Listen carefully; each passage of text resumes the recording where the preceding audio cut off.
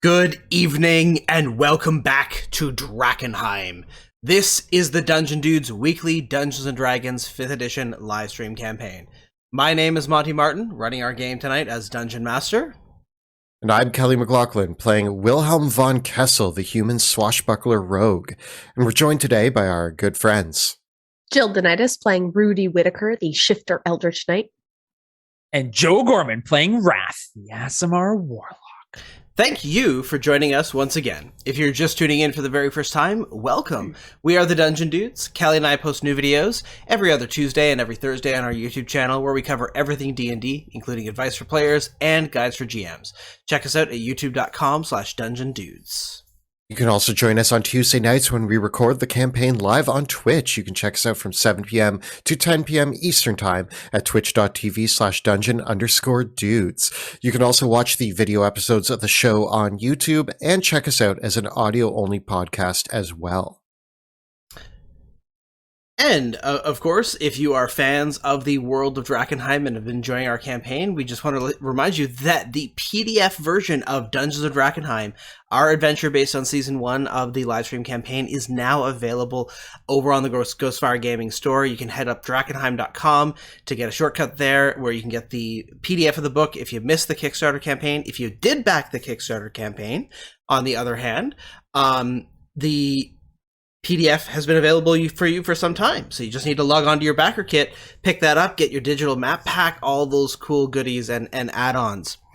As just a small thing, for those of you that did back the Kickstarter campaign, we are waiting on a few updates regarding the physical product shipping.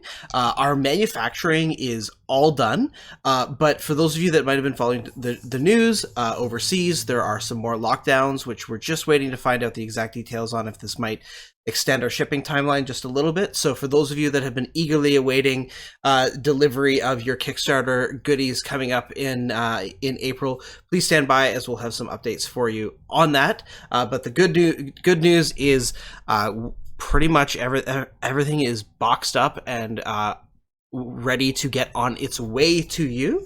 We're just trying to figure out exactly if any of the current global situations that are affecting all global shipping are going to affect our shipping. So just a small update on that for those that did back the Kickstarter. With that though, let's play some D&D. Drachenheim is no more. The devastation which fell upon that accursed place left a kingdom in ruin. Now, horrors lurking in the haze grow ever more great and terrible, while simmering tensions between rival factions boil over into outright war. The power of monarchs, mages, and priests hangs in the balance. 6 unlikely heroes join forces to confront the coming chaos. They shall decide, once and for all, the fate of Drakkenheim.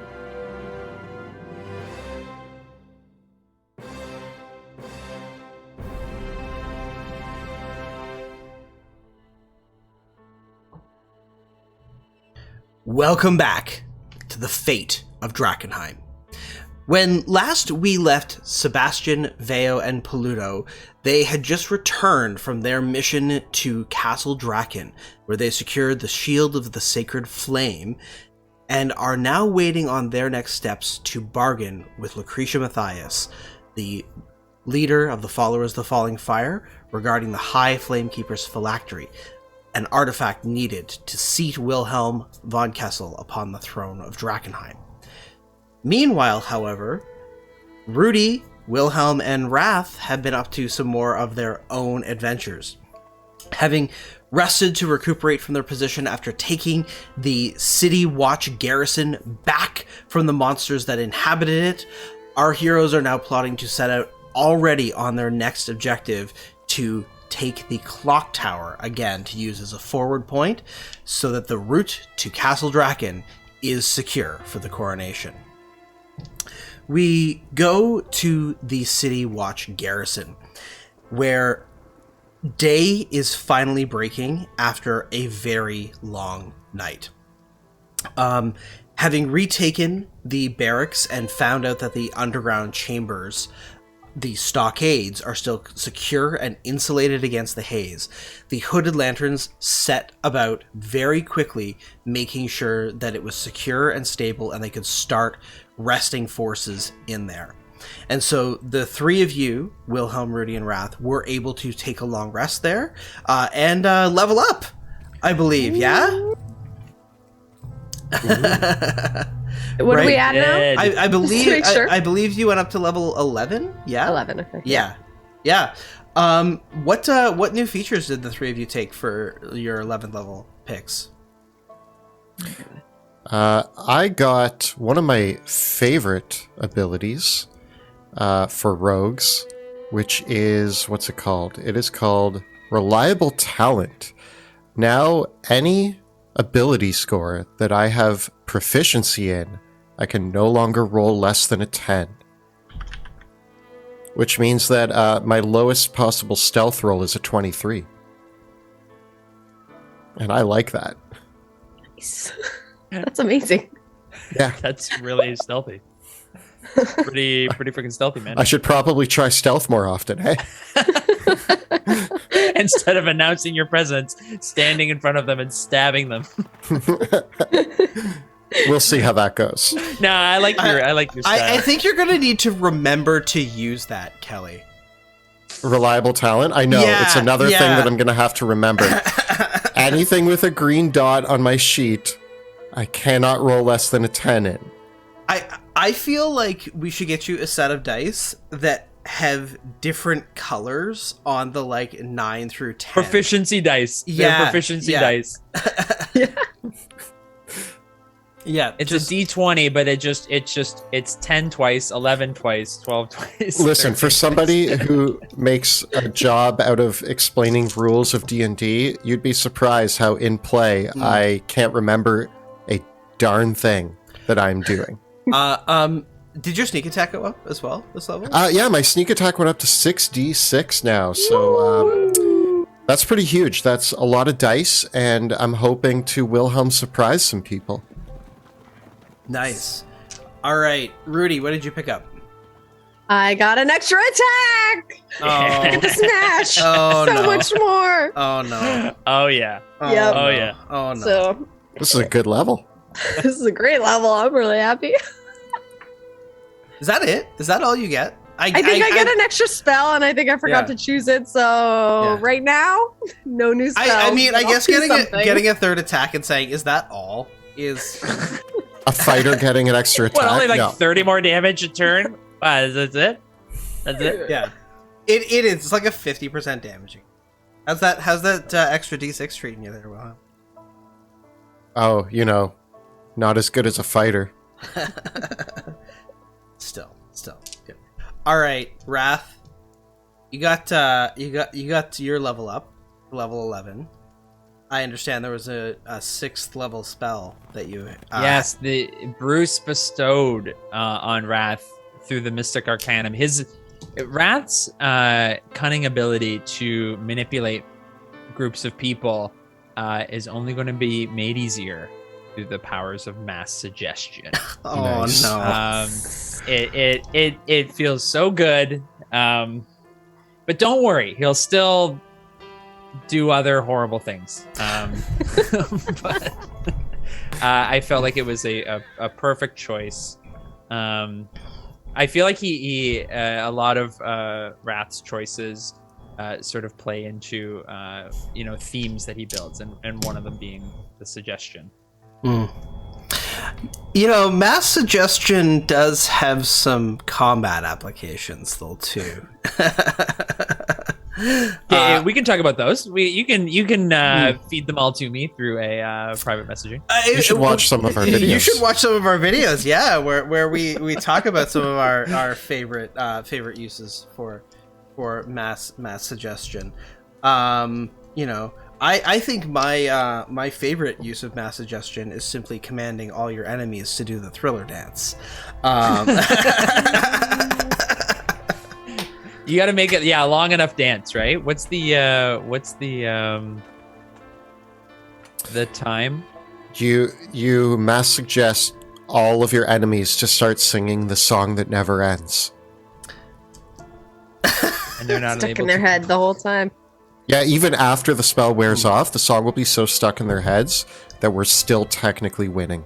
Another really good suggestion is to command an enemy to or someone to count every grain of sand on a beach.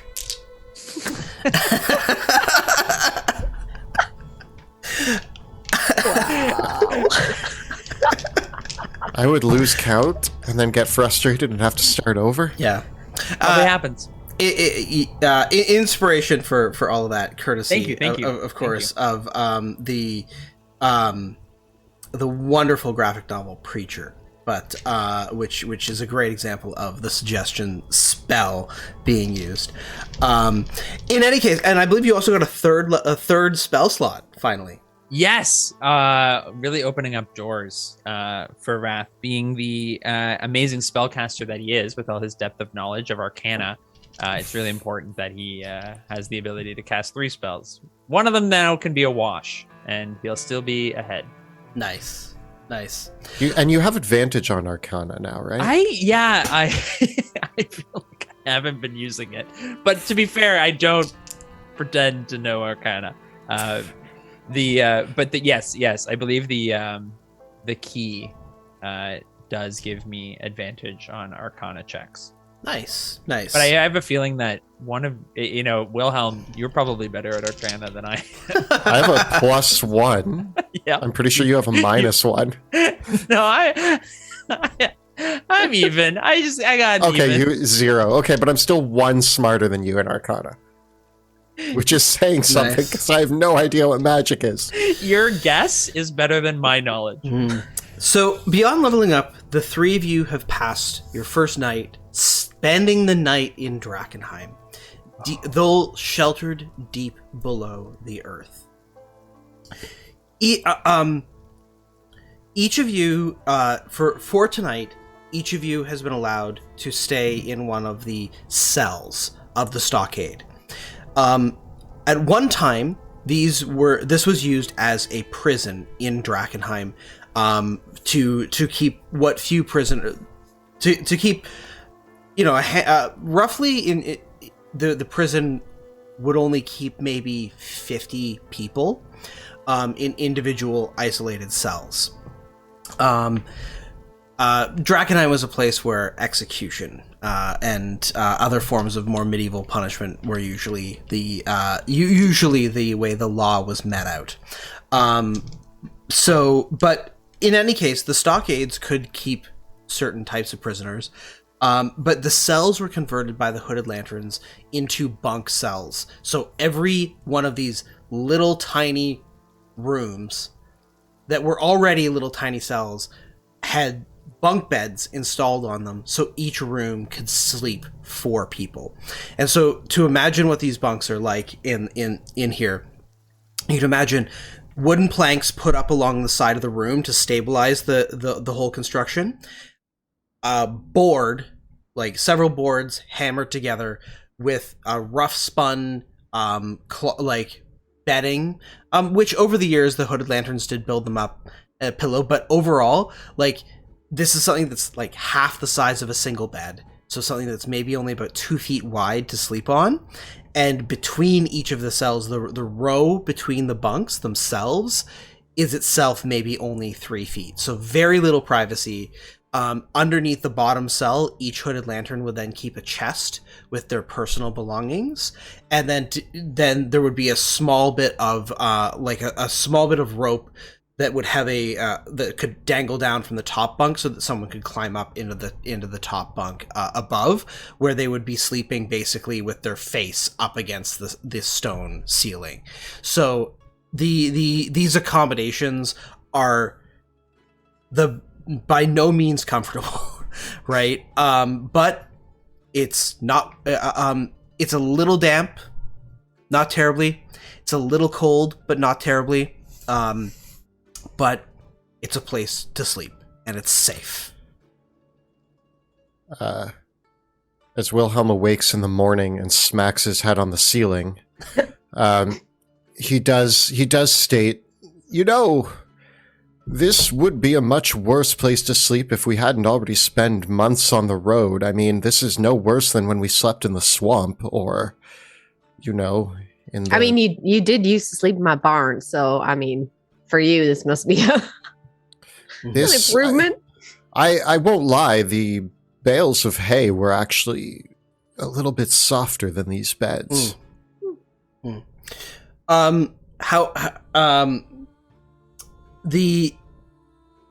did you all pass the night? For a few of you, whatever dreams you might normally have in the night are twinged by a small sense of wrongness. Just this sense of unease, whether you have a familiar dream or a new one. Details from your dreams stick with you of either this feeling throughout the entire dream that you were being watched, or a feeling throughout the entire dream that the dream was more real. And for Wrath in particular, when you wake from your dreams, and for the first kind of 5 minutes after waking up, it almost feels like you've woken up into another dream again. And that maybe was the act of waking the act of going to sleep, or the act of sleeping the act of waking? What was real and what was not? Was it the dream? Are you still asleep?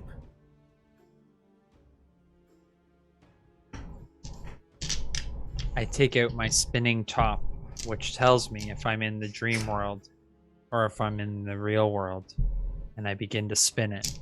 And it cuts before the spinner. Credits. It cuts from a swipe of Bruce.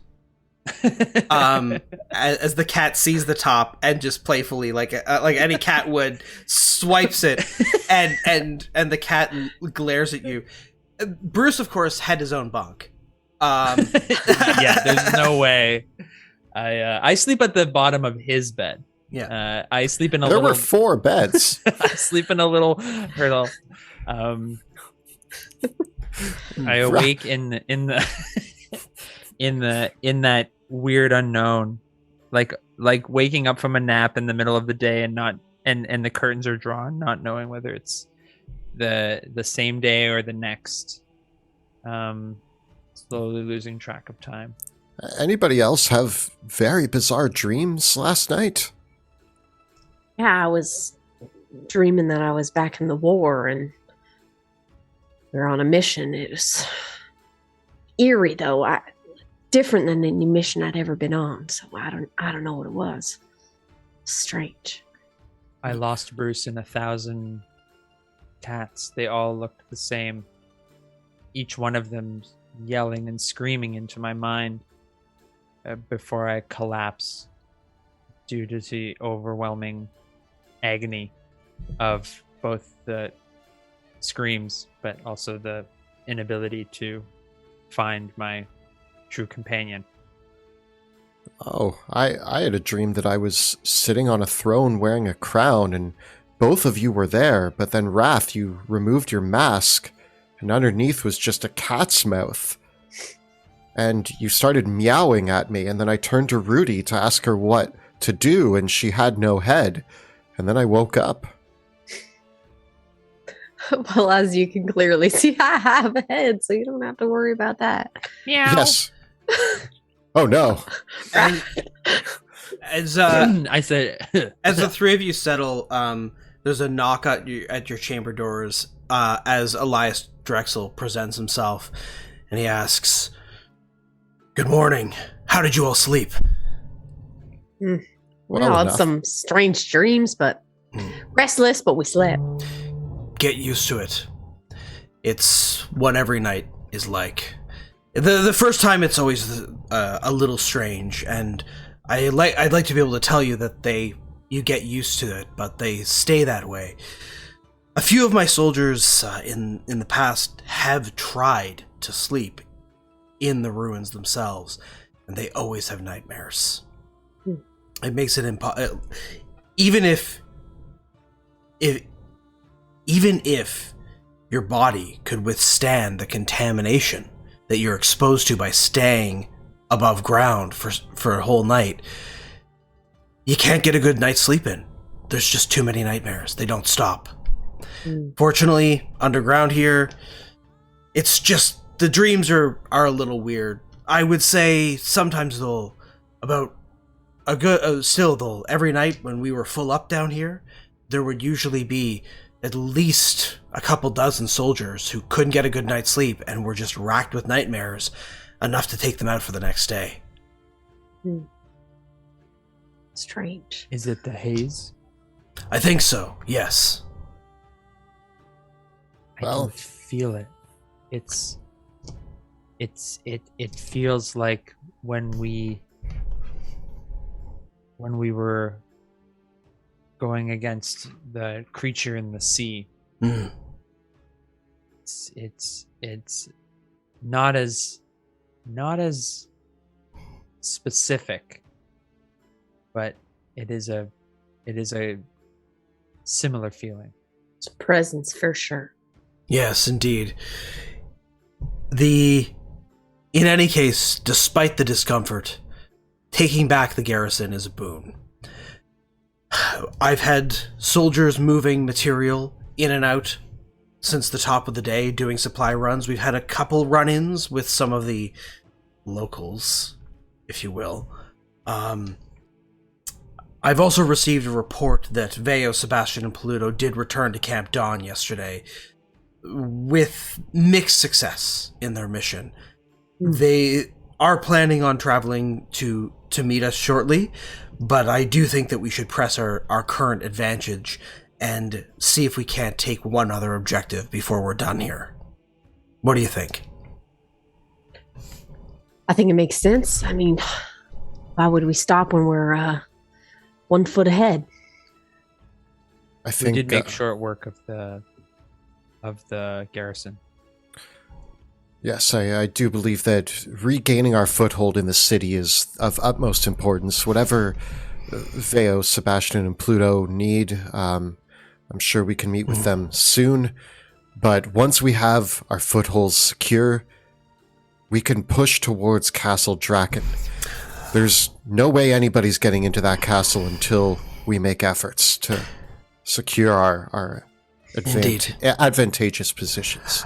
I don't want to impose because Veo, Sebastian, and Pluto have been longtime allies, but there was some time ago that the three of them managed to claim the clock tower on Market Square. Veo had been using this herself as a hideout while she was living in the city. And those three were always reluctant to allow me to post soldiers there. Why? Did they give a reason why? I don't know.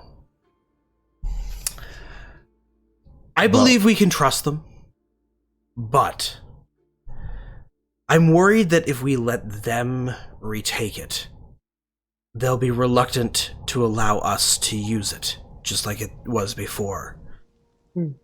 I think it would be best if we took it now.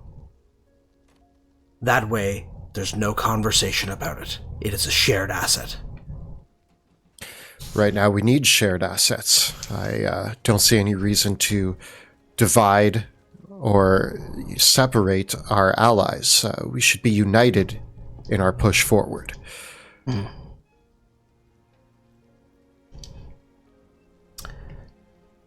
It's just unfortunately, with this one, this is really an objective where I'll need to send where a small team is needed. At this stage,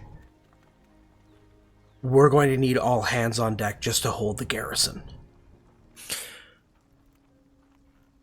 Do we have any ideas about scouts going forward, giving us an idea of what we'd be getting into with the clock tower? Yes. The Market Square and that area has been overrun by ratlings. And I'm concerned that sending any large numbers that way at this stage is going to rile up quite a lot of them. So we need to be a little bit more discreet about getting there and taking it over. Yes, absolutely. Well, I think it's obvious that the three of us are the right strike team to go in. Rule number 48, discretion is the better part of valor, but do not let indecision inhibit action. So we should act now, we will be discreet, and we will reclaim the clock tower. Once the position is secure, we can send out another flare, and you can send an envoy of some of your better troops to hold this position as well. Exactly. The clock tower is much easier to hold than it is to take. I don't know what creatures might be there, if any, at this stage. It's entirely possible the entire place could be still empty of the harpies that were there before. But, Harpies? Yes, there was once a roost for harpies. Veo, Sebastian, and Pluto slew the harpies that dwelt there and had been using it as a base for some time until we all fled the city. Now the entire area around the market square is overrun with ratlings, though. And this is a base outside, it seems to be tall enough outside the haze. At least the last time we held it, the upper loft level of the clock tower was somewhere that was high enough above the city that the haze didn't stretch there, making it possible to use as a safe place for rest. It still caused nightmares in the same way that the garrison does below, but its central location in the middle of the city means it's a great place to look out for. All the roads of the city pass through the market square and pass by the clock tower. So by taking the clock tower back again, it will make it much easier if we have to send forces through the city from the garrison towards the castle. We haven't taken King's Gate, and so anyone that we do send through the city will have to come from Shepherd's Gate, past the garrison, to the clock tower, to Castle Draken. But with all those points secure, it will be a relatively safe route for anyone that does have to travel on foot, or if we're going to move any heavier material into the castle. Seems like the right strategy to get it as soon as possible. And Wilhelm, we're going to have to eventually make our way to the castle, so the sooner the better. Yes, I suppose since it is morning, if everybody's well rested, we should set out as soon as possible. And Elias, if Draken Force does come by, perhaps send them in our direction. Very well. I will have to debrief with them as well. I'm sure they'll be making their way here. And so once I meet in with them, I will dispatch them along with the reinforcements team to hold the tower. Excellent. Do you happen to know any strategies for how best to take on the clock tower? Or are there secret entrances or perhaps weak spots? Or is it mostly just go in the front door and stab some ratlings? I've seen some of your capabilities on the field before. Wrath, I believe you have magic that allows for flight. That might be a more viable way, attacking from the top down instead of going in through the front door. You might try that. You also know that I possess the ability to become a ratling, infiltrating them, knowing them, eating with them. I would be careful with that. Ratlings recognize each other by scent, and despite the fact that there's many of them, the ratlings are very territorial creatures. They tend to live in family groups where most of the ratlings, they know all the other ratlings that they live with. So you might have a challenge there, especially if you can't make yourself smell like one of them. So we kill a ratling and you steal its scent, its essence, and might be complicated. How tall is the tower? It's over 300 feet tall. It's one of the tallest structures in the city. Not counting, of course, the inscrutable tower. Well, I can climb walls. 300 feet is a bit high. I'm sure I'll be okay. I leave it to your discretion. Again, take the flares, as before. Is there anything else that you might need before you set out on this? Do we still have Aqua Expurgo from the Academy? Yes. As long as our doses hold, that might be the most important. Yes, in fact, I was going through the stockpile here, and we actually have some that were brewed. Once the formula was shared, I took the liberty of making sure that our own apothecary could brew up Aqua Expurgo for us, so that we didn't entirely have to rely on the Academy for it. Smart. So, that said, there's not too much, but if you each need a dose, here is one. Thank you. Are they still in needle form? Should we take one now? Sure, they sure are. All right. I guess 1, 2, 3, jam it into your chest, friends. Ugh. Hurts every time. I wonder if they could just make an arm one or like a. You know, I will say, if I have any recommendations, Elias, it's to let your apothecary know that an improvement on this formula into something maybe pill form or drink form might be very beneficial, rather than this scar that I'm starting to develop on my chest from jamming needles into You my... don't have to do it the same spot, Wilhelm. Believe me, I've asked, and I was told the alternative was a suppository. That might be preferable. No. No. I'll take the stab in the chest. Don't knock it till you've tried it.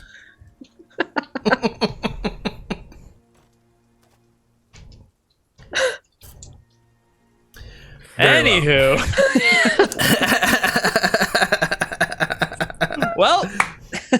Well, on to our story. So dragons and stuff. Yeah.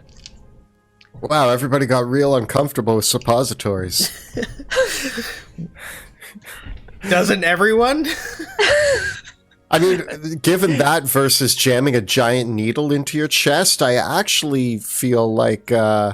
Is it the jamming of into your own chest, or is it the actual needle going in that you're uncomfortable with? Can't it be both?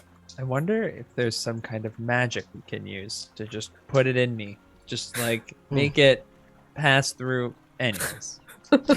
I'm sure there's got to be alternative methods. We'll talk to the academy. Talk to Alright. him. Anyway. Right, onwards. we're ready to head out, and just keep an eye out on the way. You never know what kind of creatures are going to pop out from some of these places. Indeed.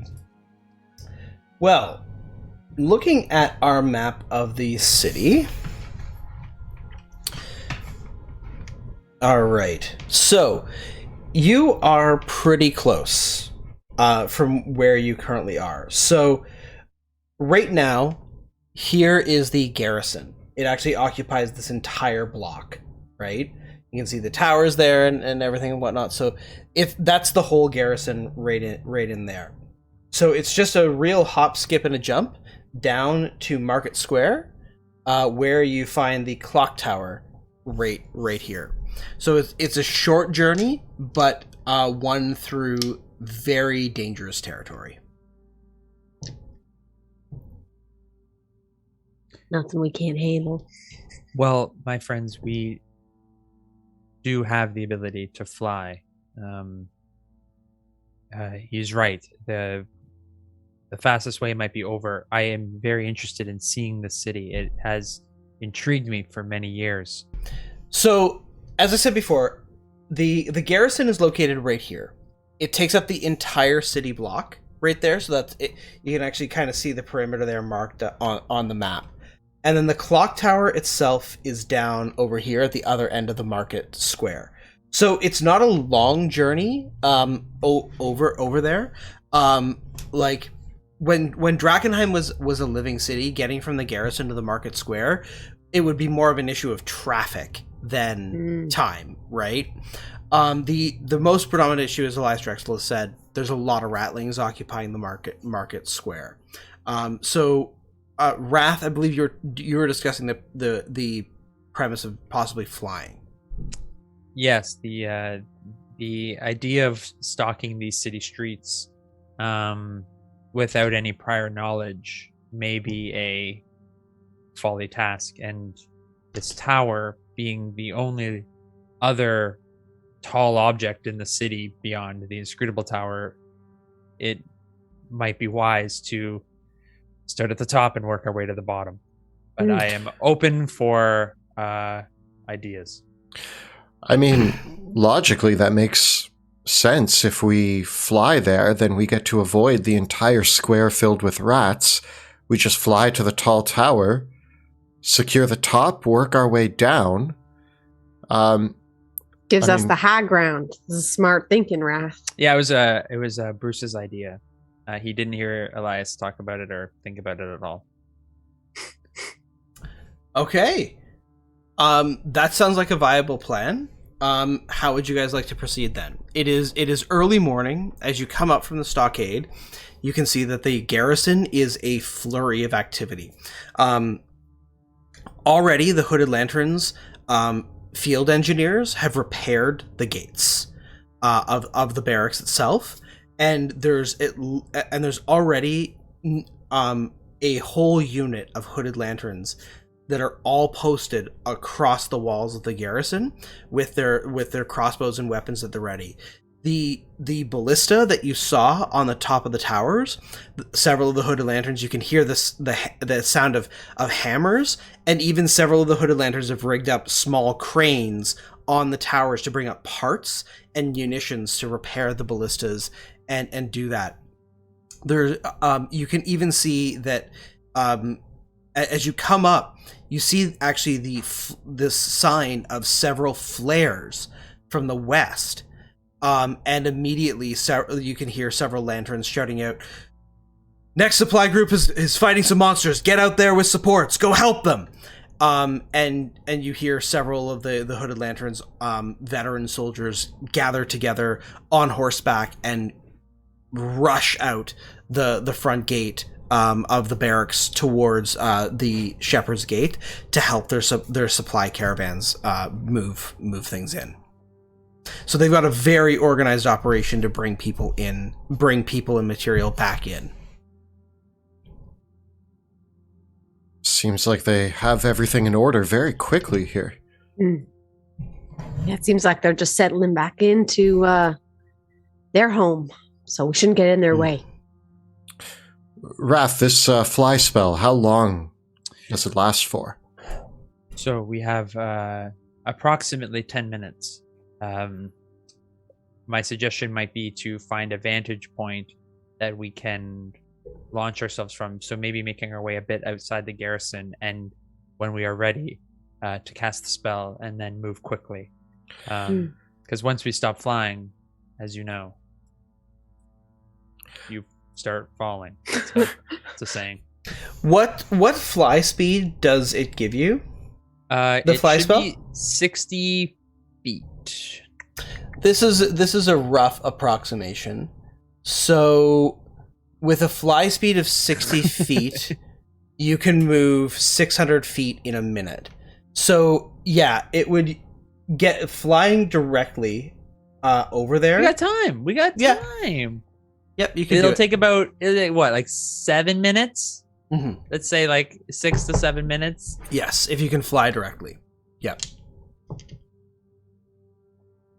Good old. Hopefully we can fly direct. I may not know Arcana, but I know math. Let's go. This sounds like an excellent plan. We get to avoid all the conflict on the streets, the rattlings, everything. Excellent idea, Wrath. Yes, but we can also shoot at these creatures for sport if you are feeling so brave. If that suits your needs, then I say go for it. Well, we don't want to draw too much attention to ourselves flying in the air. I mean, we will already be flying. If ratlings decide to look up, they might see 3 humanoid figures soaring through the air. It could be confusing. Hopefully it doesn't draw them towards the clock tower to investigate. Well, what kind of weather is it like today, Monty? Let's find out.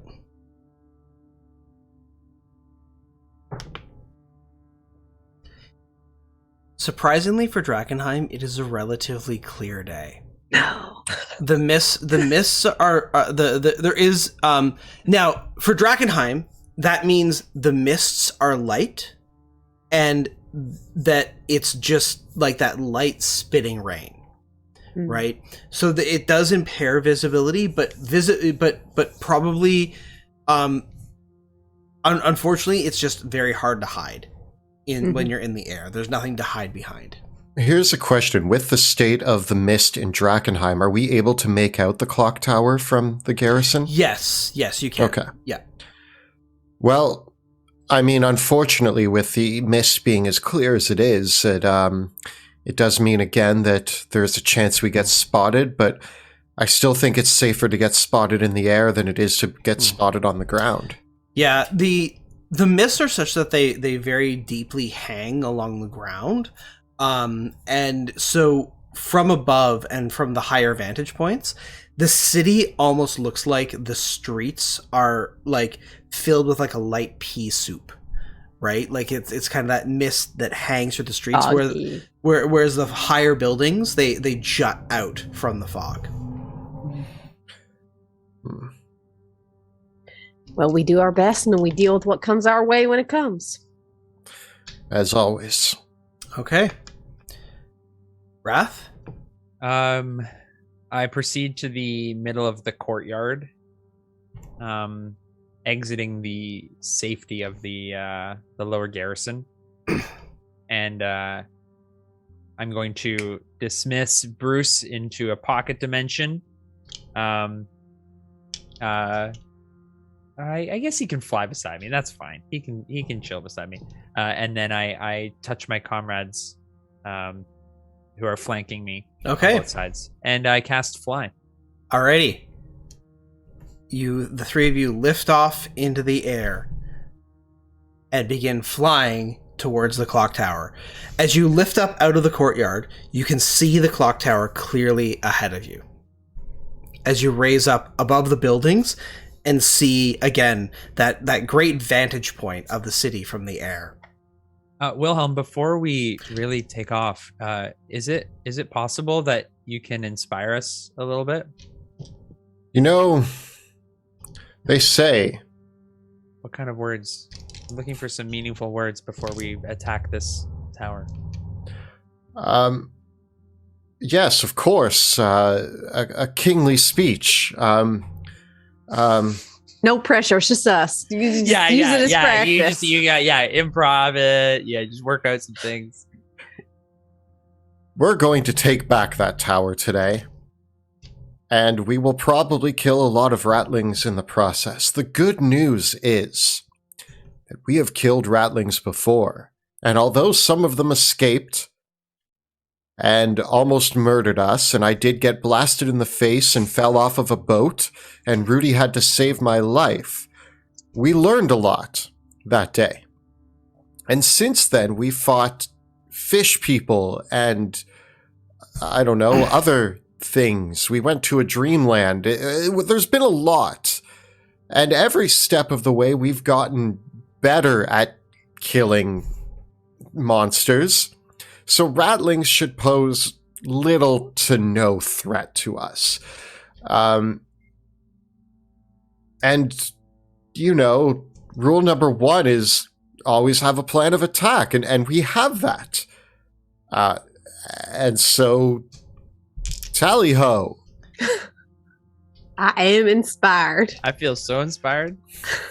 Nice. So that's Inspiring Leader giving you guys temporary hit points, right? Yeah? Yeah. Okay. When we get you on the throne, we're gonna hire you a speech writer. That's Just for the first few months. Just to We'll find a bard somewhere that's real good at talking up. Was that a bad speech? No. Just oddly long and specific. I mean, I was trying to make it have to do with the. Okay, I'll work on it. I'll work on it. I do not agree with Rudy. I found that it was oddly specific. In fact, I feel more inspired in this moment than I ever have in my entire life.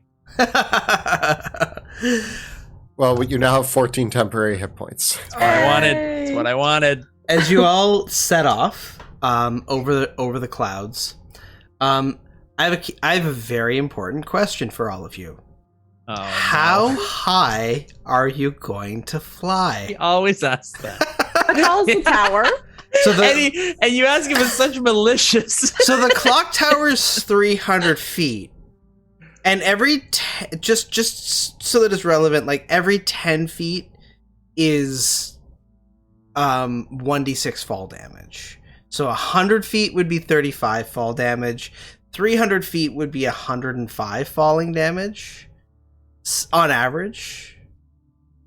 We don't have feather fall this time. Realistically, I imagine like a cruising around like between 30 and 60 feet. I don't know if I want to go up or down. As we get closer to the tower, it's sort of like a straight shot up. Like, here's the thing I say as we're like taking off in the air. 30 to Is this 60 part of your speech? Yes. Now, something to keep in mind as we soar graciously towards our clock tower is that 30 to 60 feet in the air is prime shooting distance for people on the ground. But if we go higher, if we are attacked via the air, the fall would be far worse. I mean, could we survive 80 feet? I mean, that would be 8d6 falling damage. So, that would be, I mean, like we got 20 feet just from your speech. Like I'm feeling pretty inspired. Very well. We will go at an even 75 feet. Rule number 41, okay. It's best not to take chances. Not too high, not too low. Perhaps it's helpful to know. There are buildings that are upwards of 100 feet tall between you and the clock tower. We could aim for the tall buildings if we fall. Well, yeah, what we could do is we could, skim the top of the roofs and kind of glide along them as we're going. So if there's one that's coming up, then we go up and down. I don't know, like a ride of sorts. I'm going to trust Elias on this. He mentioned the danger of ratlings. He said the harpies were taken care of. He didn't mention any other aerial threats. He clearly would have mentioned it to us if he knew about them. So there's a good chance that we will be... I mean, he did talk about harpies. Yes, but they're dead. Even though I just stated rule number 41 was best not to take chances. I say we follow the rooftops. Okay. What do you say? All right. Sure, yes. Oh wait, if we fall on a rooftop. How high is that level of haze that sort of sits in the city? It's hazy. Is there like there's no point that could be said to be the clear cutoff point. It's the mists, like you would have to fly up to cloud level before there was no mist, but the impact of the haze seems to be lessened by about 300 feet. But the mist is still there, right? It's just that the effects of the haze go up quite a bit. I say we just go for it. Rule number 74, sometimes the only way to learn is by experience. And as we're flying, I would like to keep flanked with Wrath, and maybe Wilhelm, you want to be on the other side. So that way we're keeping an eye out, because if you get hit, We all go down. Yeah, because when the spell ends, the target falls if it is still aloft, unless it can. Okay, so it's not like levitate where you gently float down. Fly if Wrath's concentration is broken, it's a hard drop like a rock sort of situation. Okay. Protect Wrath. It's a little bit of a projector. Depending if we're going at full speed. I'm just gonna get my my d6s. Well, we're fine. Everything's fine. I mean, I'm sure I'm not gonna need them, but it's just, be prepared. Have a plan. So good. Monty, rule number 35. As a DM, you always have a choice. Actually, you know what? I'm going to fly above Wrath.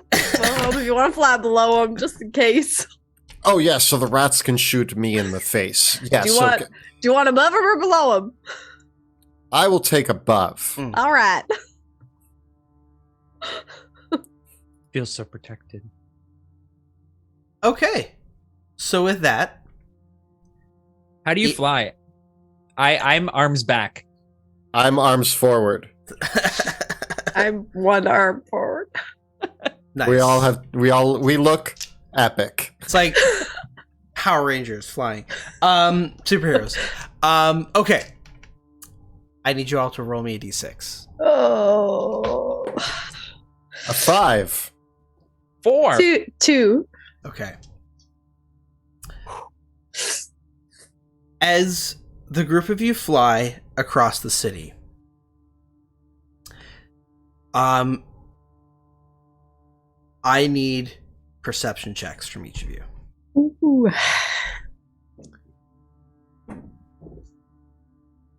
16. 17. I only get a 9. Okay. Wilhelm, you see this.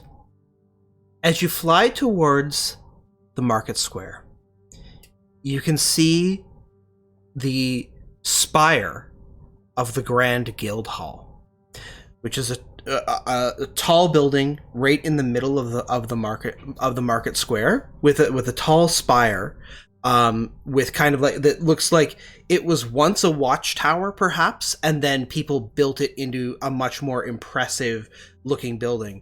It's something that's half manor house, half fortress. And you see atop the spire, on one of the parapets, there is a nest on the parapet.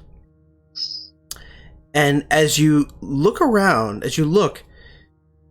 you see what appears to be a bearded man yawn. But your perception, you blink for a moment because the man's head is too large for the surrounding area. And as the yawn goes backwards, these bat-like wings fly up beside it. And the stretch continues, and you see that this man has a mane like a lion and is connected to something that's like the body of a lion and a tiger covered in spikes. And then another limb slaps the man, and you see that there are 3 manticores dwelling in this tower. They're sleeping, looking down, at the area below. They haven't seen you.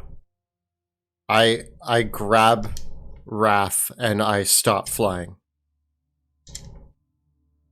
Do I know you stop flying? I mean, I'm above Wrath, so I can't grab you. I'm going to react as fast as I can to Wilhelm's grab, and I just say in Rudy's mind, stop. I stop flying. Whoosh! It's like And kind of immediate like break yeah. whooshing noise. Yeah. And how far are we from the rooftops? Well, you guys are still flying at your kind of cruising altitude of 120 feet. So right now you would be about the equivalent of here in the I'll just mark that. So you're about the equivalent of here in the air. Okay. And the Grand Guild Hall is here, Okay. right? I point to my eye, and then point, and I like pull Raffin next to me so that he's like looking right down my arm, and I point to the rooftop. Okay. Do I see what he's pointing Once at? he's pointed it out, yes, you can see the manticores that dwell there. Yeah. And is that rooftop within view of the clock tower?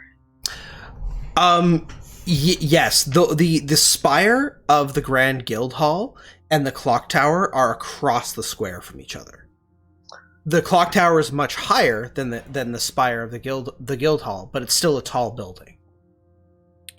I'm gonna look at both of you, and each in one at a time, I deliver this message in your mind. We will go down to the streets. We will go around to the other side of the tower, and then we will climb the tower.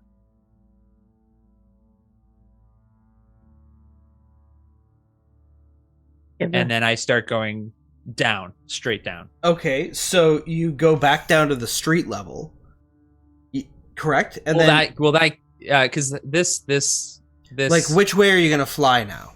Like towards the ground. So you fly towards the ground, but then what way are you gonna fly towards the clock tower? Like, Okay. yeah, we're gonna go around it. Okay. Like that. Like through the streets, but around, like sort of flanking this. Okay. So you turn to the south and you see the great dome of the Cathedral of St. Vitruvio, which is incidentally located right here. The inscrutable tower, of course, is this building right here. So you turn to skirt south along the edge of the market street at the level of the buildings. Is that have I understood correctly? Yeah, we're just gonna try to put at least one building, or as quickly as possible in between, like just to lose line of sight. Okay, so like kind of going around. behind the row of buildings that's on the front edge of the square. I understand. Okay. Turn, you lower to the streets, you fly behind the buildings, skirting the edge of the market square, lower and along the buildings. You're still flying in the air, and you're in the mists, but kind of on the side of the rooftops as you fly along. I'm going to have you all roll another set of D6s. 6. 6. 6. Really? No!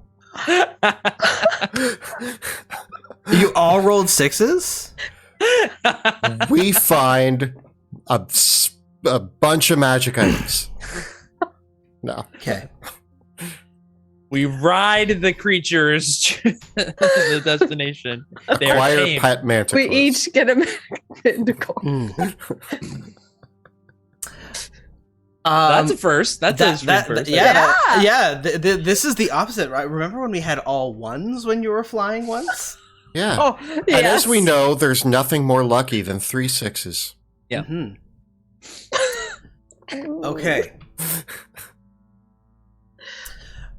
Well, I will have to find something interesting here.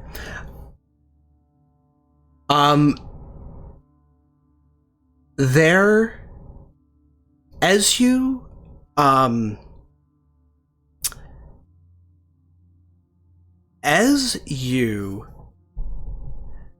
fly across, there is a screeching sound, and a blast of flame erupts from the streets near the Cathedral of St. Vitruvio. You see, from your vantage point, a mob of people They are garbed in the garbs of the followers of the falling fire. Several of them have delirium shards blazing in their chests.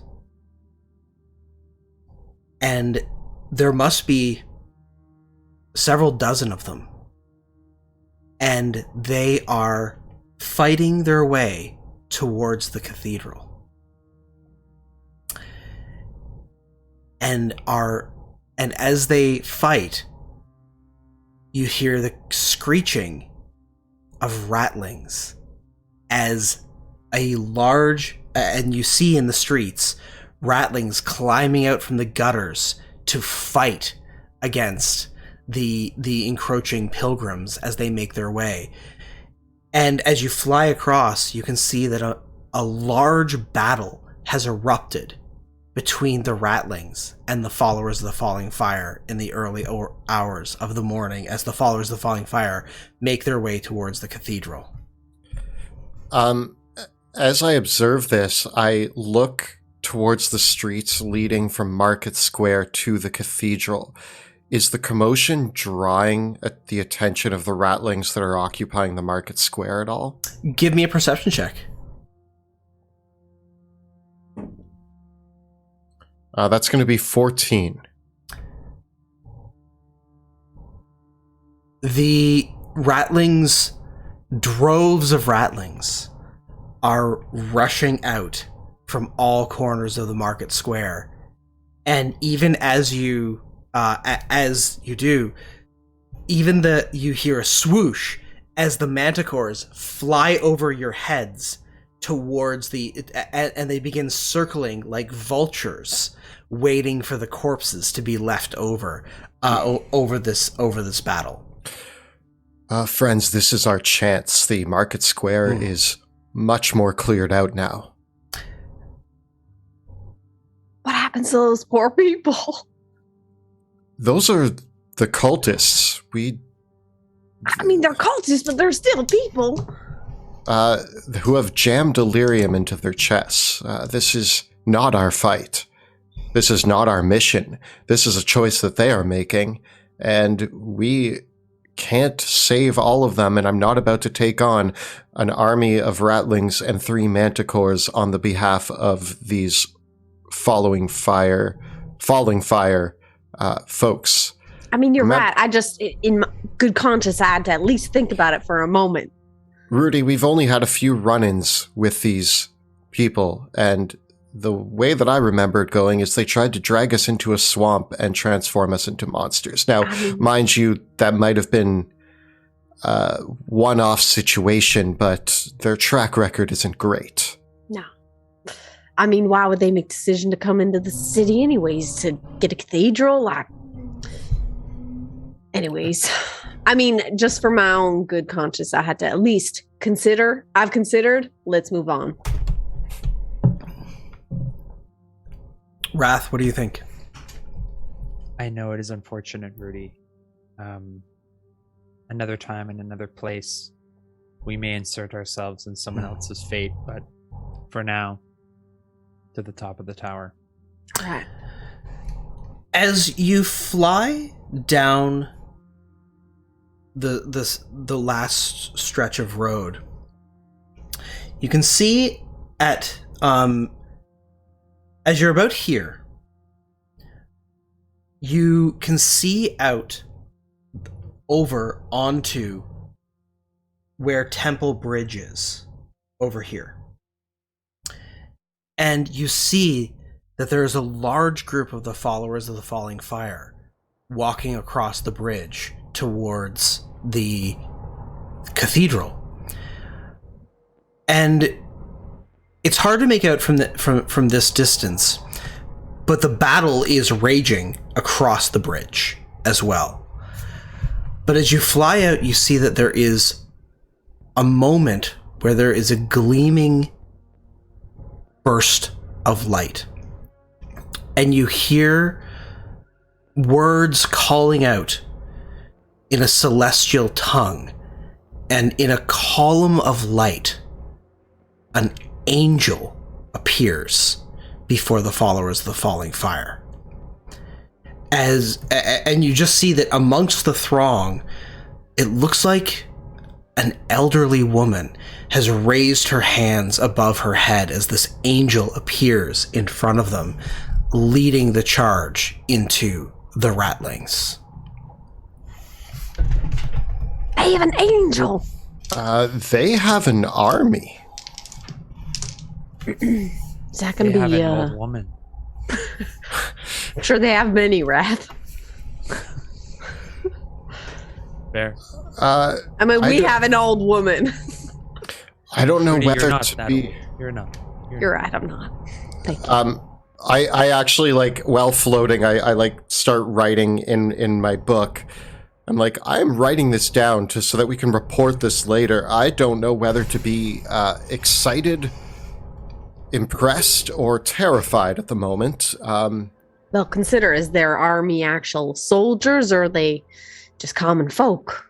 I mean, they just summoned an angel and are taking back a cathedral from an army of ratlings. If they succeed in that, I'd say that it doesn't matter if they're soldiers or just folks.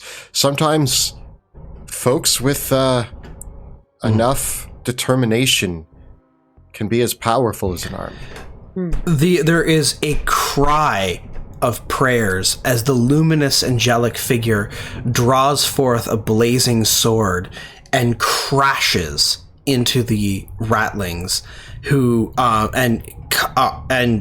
begins cutting them down in the streets. These people jam delirium into their chests and then go to war on behalf of their leaders. That's a scary thought on what they would do to protect delirium. I don't know who I want to win right now, but we can't stay and fight. And they seem to have this handled, seeing as they have angels on their side. We need to stick to our mission. Okay. You fly up towards the clock tower. The clock tower has the astrological clock tower of Drachenheim is a wondrous sight.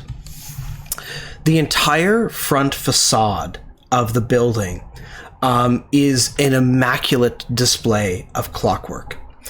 The building itself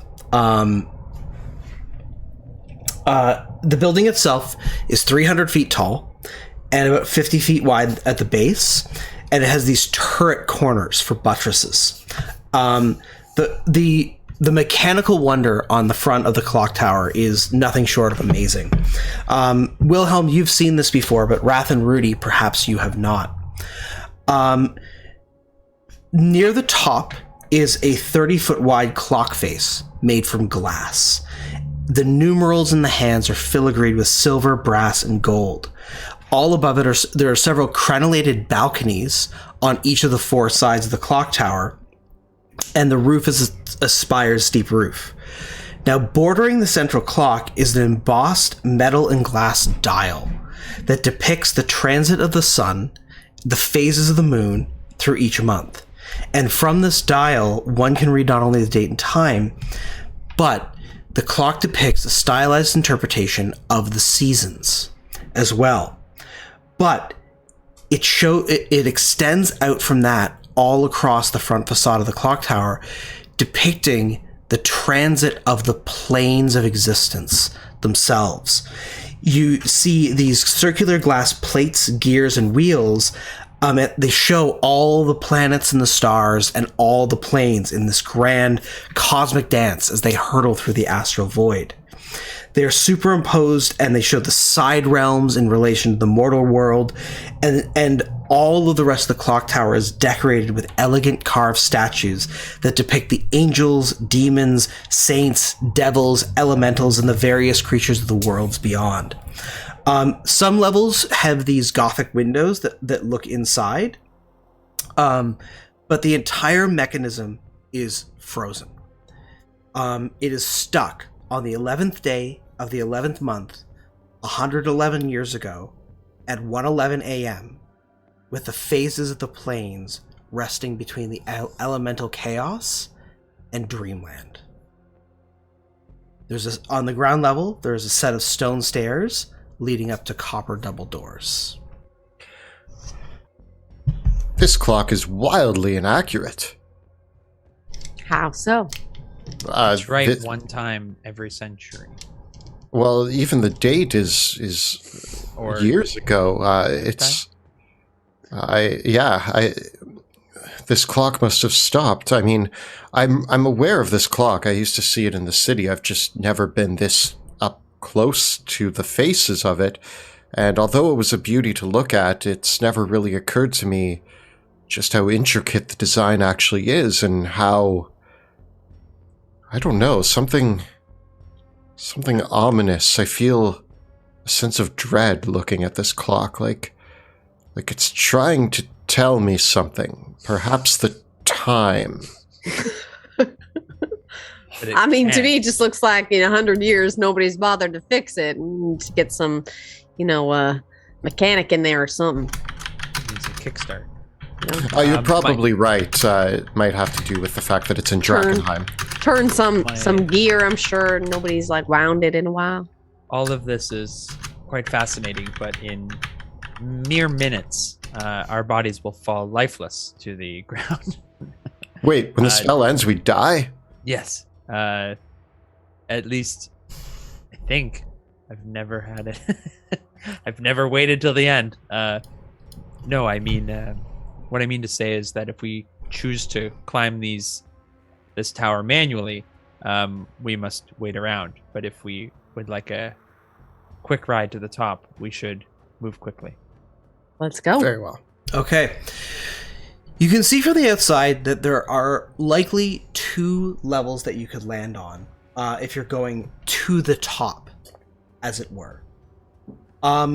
There is an attic level that would represent at the very top. Basically, there's these 4 pillars, like pillared turrets. They're circular, that run the whole length of the clock tower, but they end at the very top, where the attic begins.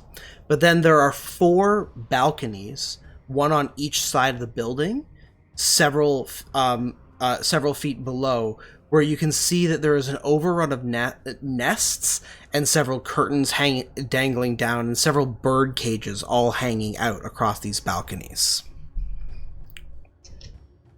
So yeah, you could either land on what we might call the rookery or the attic. So the attic being the topmost level. Well, if we're going to do this, we should do it right and probably go for the topmost floor and work our way down. Agreed.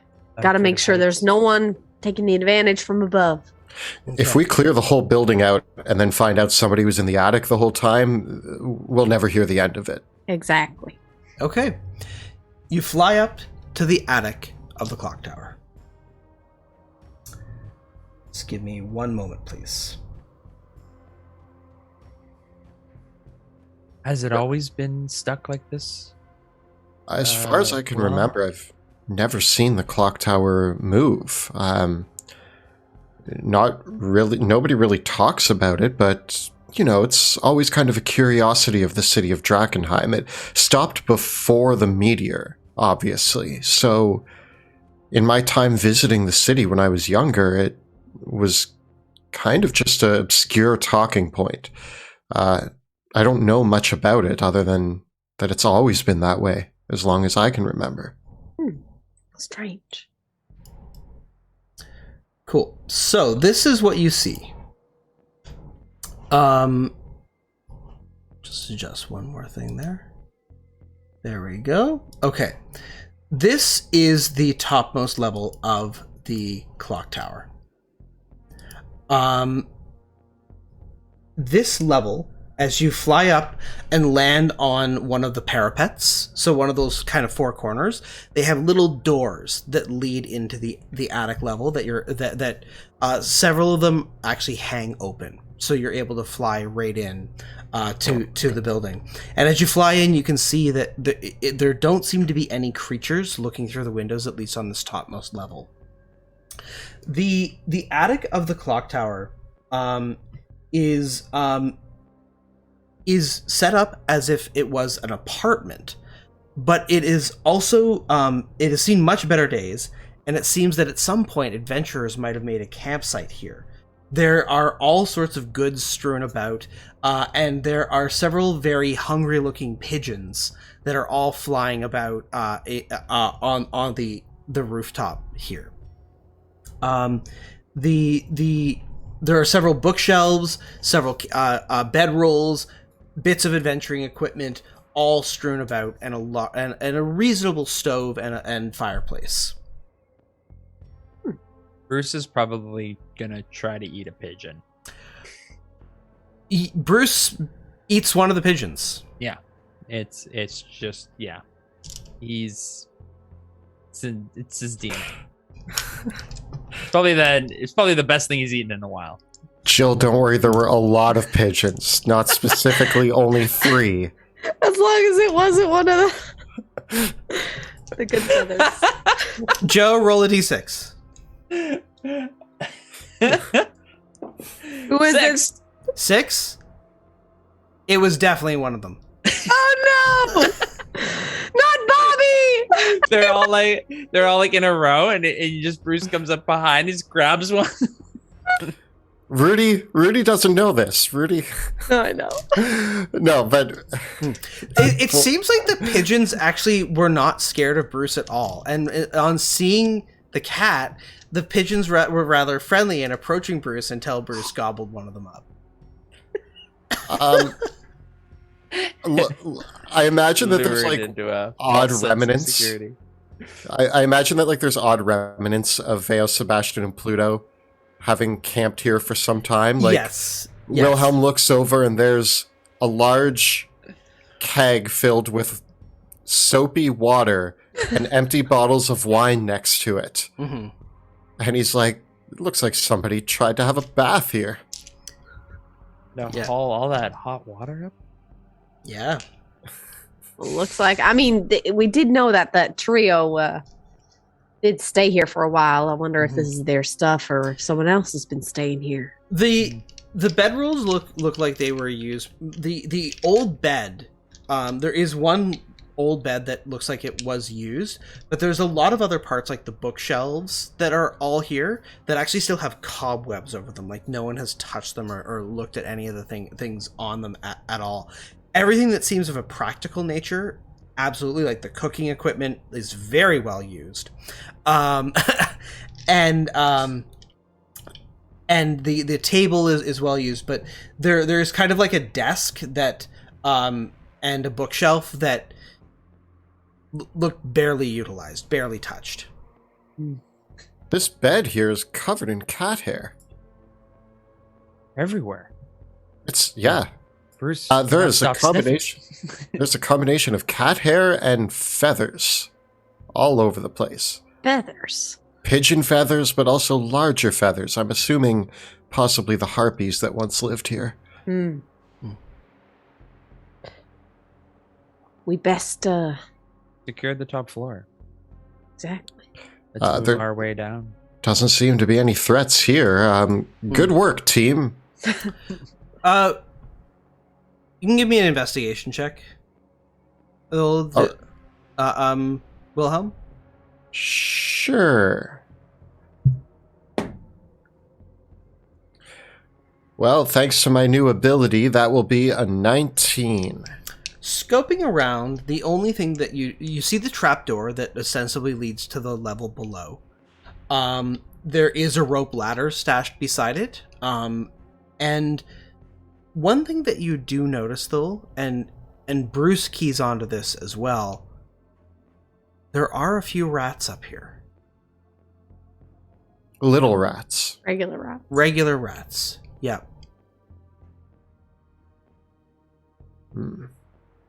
We need to worry about little rats. I have no idea. Wrath, you were very close with the rats for a time. when you were, I don't know what you were doing, conversing with the rattling group, did you notice, were the rattlings mostly made of giant man rats and lady rats, or were they also keeping little rats? Yes, the rats seem to congregate underground. So I believe that the little rats would be around for protection or for company, companionship, what have you. But they may be the beginning of offspring, untouched by delirium, but also just finding a safe haven within the community. If we have time, my friends, I can cast Speak with Animals and attempt to discover what these rats know about the floors below. Or we just go down there and... No, I think that might be brilliant. They could, for all we know, be spies, and they are watching us right now. Who knows how these rats communicate? I start eyeing the rats in the corners of the rooms and loading my crossbow. Wrath, do you want to talk to them? As you load your crossbow, several of the rats scurry away in cracks in the walls and holes in the room. Oh, I like that far less. Oh no. Are there any left up here? I put my crossbow away, seeing that. Give me a perception check, Wilhelm. 1. 17. There is one watching you intently on top of the bookshelf. Wrath? I'm going to say in your mind, Wilhelm, I want you to approach this creature slowly and capture it. The rat's eyes are glowing a soft purple. I am going Use your to... high dexterity and your cunningness and your stealth and capture that rat for me. Please. I reach into my bag and pull out a small bit of ration, maybe some old cheese or something of the sort. And I very gently walk towards the rat, holding out the old cheese in front of me. You see the rat sniffer begin sniffing as it sniffs the smell of the ration. Its whiskers rustling, its nose moving rapidly.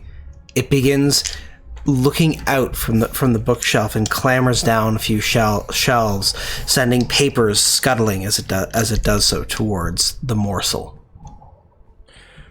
I approach so that I could reach out and feed the morsel to the creature.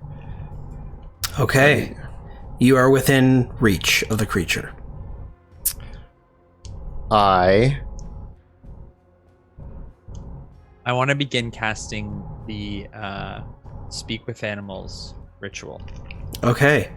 As you begin casting the ritual, the incantations of the spell spook the rat. Oh. And it goes to scurry. Wilhelm, it's now or never.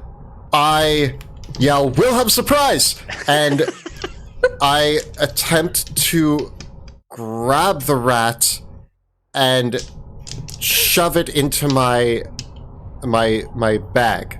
Okay, make an attack roll.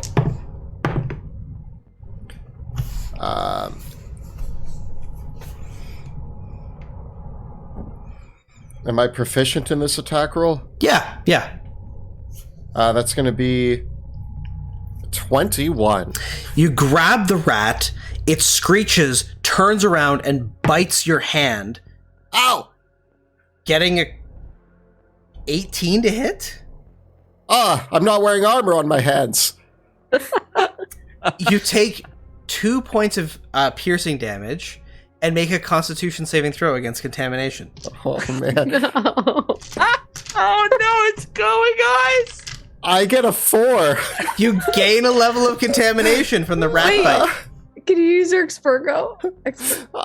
My Aqua Expergo kicks in, and I see the wound congeal.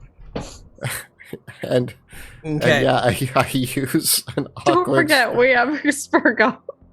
Okay. Good save. Good save. The rat doesn't look like it's going to stop biting. I shove it in my bag and like close the bag. Okay. The rat is like flipping out in the bag. Just like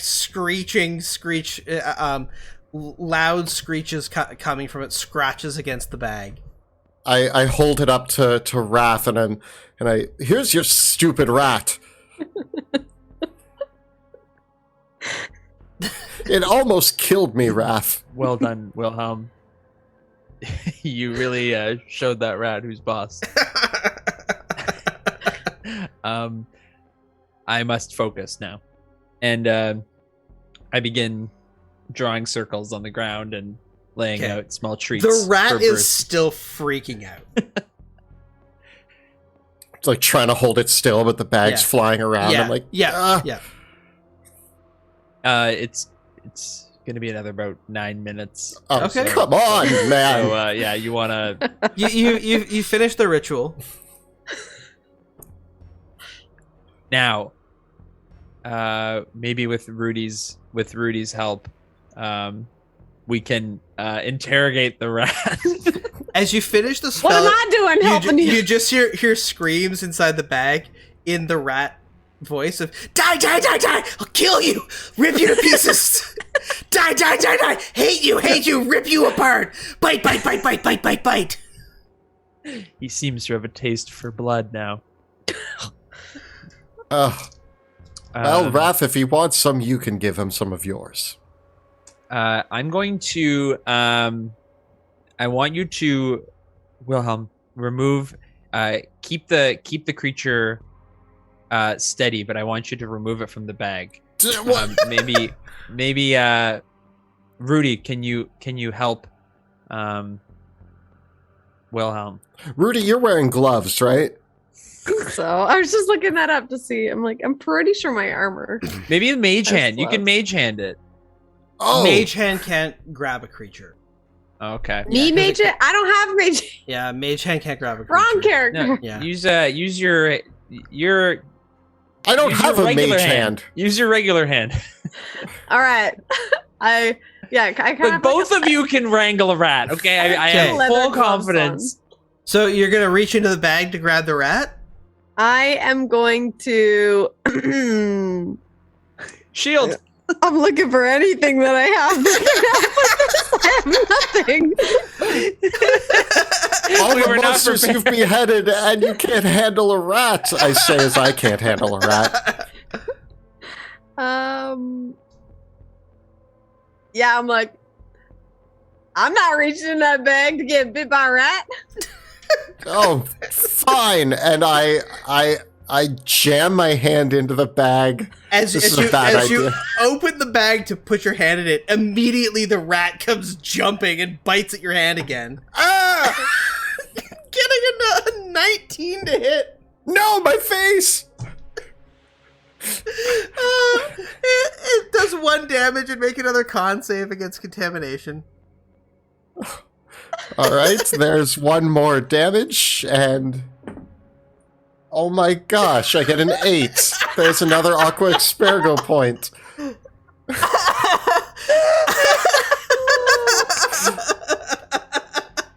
how big is this rat? It's a pretty big rat. Admittedly. I grab it with both hands, and I try my best to hold it so that like it can't. Like I hold it around the neck so that it can't bite me. Okay, what I'm gonna do is, with prestidigitation, I can create a non-magical trinket. I want to create a tiny muzzle for this rat. I think that's too much for Preston. Too much? Okay. Yeah. The rat's flipping out. It's gonna bite again if you don't do something now. Relax, creature. I yell at it. Heal. And I have Bruce, sort of with his fur on end, begin to approach the rat. You hear the rat say, "I'll kill you! I'll kill you, and I'll eat your corpse." I'm gonna give it the piece of cheese that I was holding. It nibbles, it gobbles down the cheese, scarfs it down. You're still holding it, right? Yeah. As it gobbles down the cheese, it's gonna bite you again. It's going for it. It goes to bite you after it finishes the cheese, getting a 15 to hit. That time, I wrangle it around the neck and stop it from trying to bite me. Okay. Yeah. Raph! Together, can we hold this rat? I run over to Wilhelm and I'm gonna help him like hold this rat in place, like by the back of it, the scruff of its neck. Okay, but it's like, gah! Wrath, you can make it. Wrath, you try to hold it down. It bites you. It gets a 12 to hit. Oh no! It cannot bite me. I'll kill you. I'll eat you. Listen, you will be released if you can tell us, are there more of you downstairs?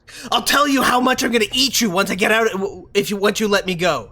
I'll kill you, I'll go right for your throat, and I'll eat you. Why are you being so hostile? We have fed you cheese. You're delicious looking. I've already taken several bites. Now that I've had 2 bites, I want more. Well, our only negotiation tactic is to give him more bites. Of what? Cheese? You know it's not cheese. Oh. Let me go. Let me go.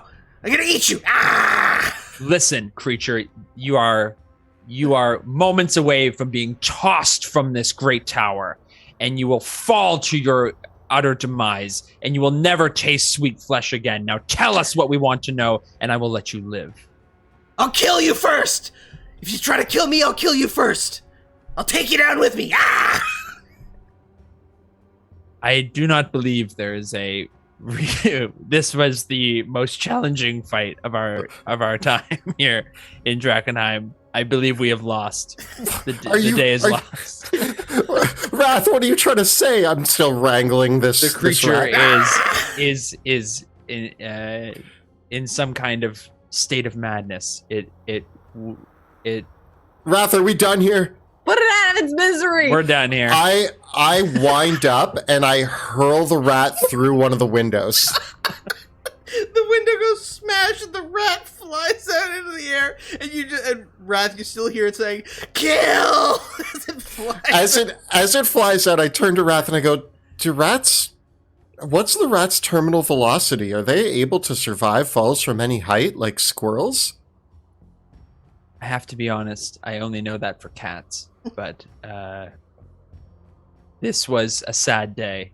I'm sorry. Are your wounds okay? I have bites on my face, my hands. Y'all got defeated by a rat. Wait till I tell the others about this. Rudy, where were you on this? You're the strongest of all of us and the most armored. You have gloves. Why were you too afraid to handle a rat? Come on. I knew you. Well, I thought you could handle it, but clearly. That it was the most difficult interrogation I have ever. He was a stone wall. He stonewalled me the whole time. I could not get anything out of him. Raph, I thought that there was a plan in motion. I mean, you were all for it, and I appreciate your willingness, but it seems it was a folly. I could tell you right now that my aqua expergo is coursing through my veins. I can feel it pumping. Yeah, you've got a weird glow to you. Yes, I think that if it wasn't for the needle I jammed in my chest, I would be quite contaminated. That rat could have killed me. Well, that was an ordinary rat, not a rat. Right? Yeah, this was a now delayed by 11 minutes with no new information. What say you, friends? Do we begin our descent? One of the familiars down to check it out? I'm gonna send Bruce on the outside of the tower and attempt to go down a level and see if he can peek in any sort of cracks or windows. The next level down is actually where those other balconies are, so there's a lot to see. Okay. Bruce flies out the broken window that the Sneaky. rat. He's gonna go sneaky. Yeah, But yes.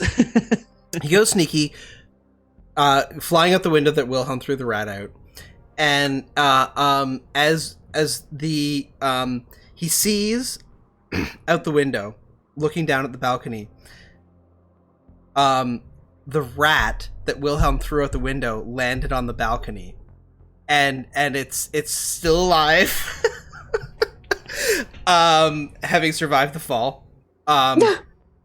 I couldn't even get enough force in my throw to clear the balconies. Oh. And there is a group of other rats with it, nibbling on several carcasses of other pigeons on the balcony. As Bruce moves down the wall and looks in through one of the windows into the rookery level, you see that that this room, this chamber, would have been called the rookery in its heyday, and it's where birds and pigeons were actually kept in the clock tower and proper. There's all menagerie of cages and gibbets that are all hanging off the balconies here, where birds would have been kept in 4 pillars that hold up the room.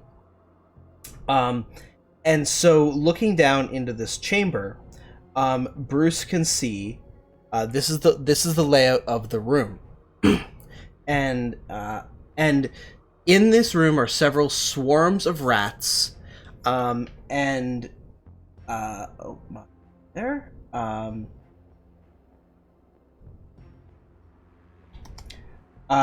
is a small ratling that is tending towards a massive, obese rat that has a mouth for a stomach, that is dwelling in a nest here. And there are hundreds of rats all around it. And that's where we're going to take our break. And we are back from our short rest. We have restocked on our potions and other consumables and are going to play some more D&D. As Bruce leans over the ledge and peers through the opening in one of the windows into the rookery level, he sees a awful rat nest that is taken up in what might have once been a bird's nest. Several bird cages hang all through the chamber, leading out to 4 balconies. So these balconies are open to the air, right? And then there are the pillars that support your level, and then these walls here are solid walls. Like here, it's a solid wall.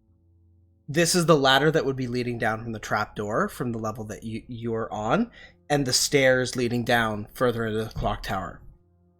There is a horrendous nest arrayed in the middle of the room.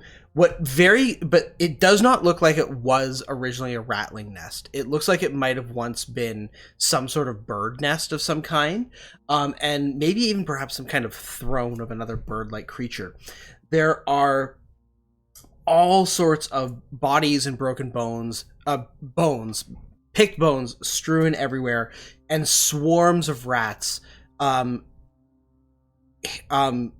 nibbling about the entire chamber.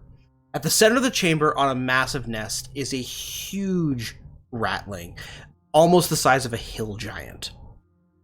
It is bloated and obese, with massive flabby limbs, that greatly disproportionate its normal-sized head, but it reels back and its entire body has opened up into a second mouth that has a lashing tentacle-like tongue coming out of it that occasionally snaps up one of the passing swarming rats to eat them and gobble them down.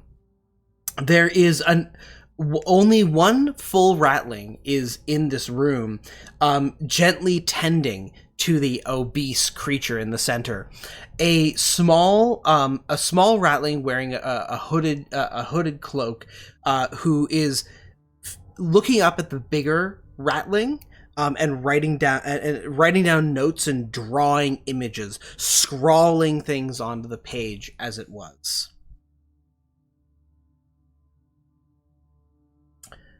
What will you do?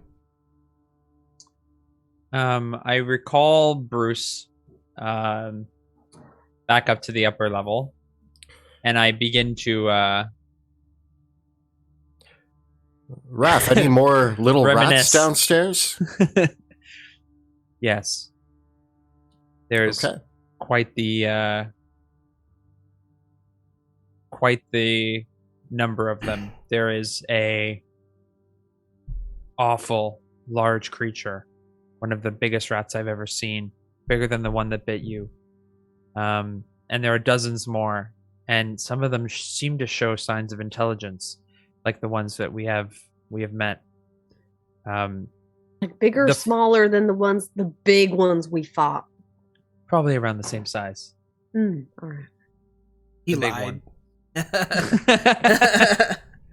Oh, is it bigger than like the big hulking ones that we fought way back in the sewers? Oh yes. Oh yes. Oh, this one is. I apologize. It's much. It was this big. Oh, that's not that big. My arms they cannot reach. They are feeble to describe this creature. The floor is occupado. Hmm. If there is a way we can skip it. I mean, we came to clear out the tower. Perhaps An ambush is in sight. There are many creatures, but they are rats. If we move fast, we may be able to focus. Well, Wrath, perhaps with your magical powers, you can just burn them all. Rats hate fire, so just summon fire, and Hate sometimes. down they go. You treat me like some kind of just box of things. It does not work like that, Wilhelm. Bruce hates fire, so I hate fire. Wait, so you can't do ores, and now you're saying you can't do fire? I thought fire was like, I can But- even do fire. Then And you go she's down like- and you go down and light them all on fire, Rudy. Use your fire. Maybe I will. all right, Wrath, I apologize for assuming that you It's- knew how to cast fire spells. What do you got? I'm not so clumsy with my magic. The magic that Bruce has woven into my mind can infiltrate people's thoughts and dreams. I can shape the realities that they see and control them to do my bidding. Can you do Don't- that then? Don't you just usually shoot beams of energy wildly at That's- whatever that's comes my- near you? That's my stab you stabbing thing. You stab, I shoot beams of energy, but I also do other things. Okay? I have a very rich life outside of shooting beams. I get you, right. I mean, I don't just cut heads off. I'm just very good at it. It's what I focus on. Look, I do have one plan. We can, if we can get the drop on them, I can either charm them, or we can try to force some of them down the tower through the power of mind control. But I'm worried it may if, be difficult. There's quite a number of them. I'm worried if some of them go down the tower that they might get reinforcements to bring them up. So maybe we should block the exit. And then fully push them off the tower this time. I mean, more than the last rat we encountered. True. We'll have There's 4 external landings, so we could each take a landing, to get the surprise. Yeah, you could drop down onto any of the balconies from your level, rather than assuming you can slow your fall or climb down. Rudy An and I immediate can approach. jump down on one. Wilhelm, you sneak down on another. I can walk up and down walls, so I can make that work. Oh yeah, I still have the infection. I'm still contaminated. I have horrible things coming out of my hands. So I can also spider climb. Oh yeah. Right. How many levels of contamination do you have?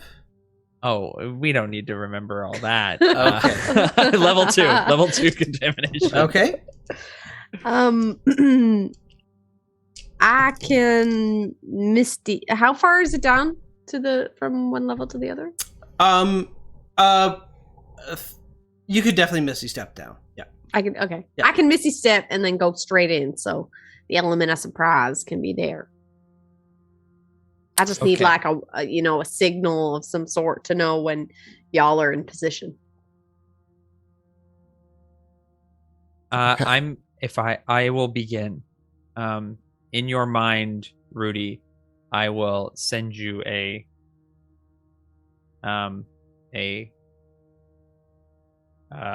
signal. Oh, Okay. all right. What is this? Just say go. Yeah, How about that? but it's gonna be Yeah, Okay. no need for fancy words. We just say go and we'll go. You don't want to just okay. Okay. So which balcony do each of you want to take when you drop down? I'm gonna go with Rudy. Okay.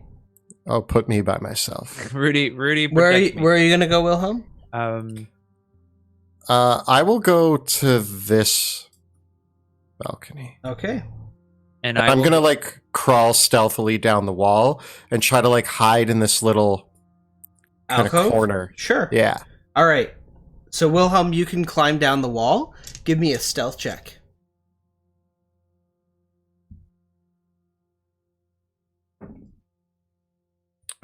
That's gonna be a 33. All right. You climb down the wall. You hear the awful noise of the creature in the room beyond. You haven't seen it yourself yet, but you can hear its gurgling, suckling noises as it devours its own kin. I don't make a sound. Rudy, Wrath. We're going for this top balcony. mhm. Okay. And the two of you you're going to misty step down. And I'm going to crawl on the outside of the Okay. wall. Well, with that, you can all roll for initiative. Woo! Yes.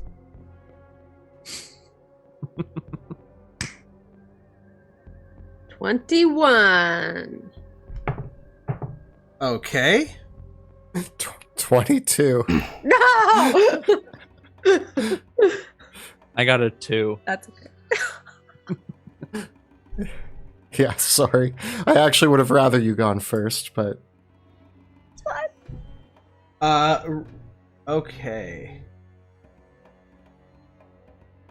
Wilhelm, you got a 22? yeah.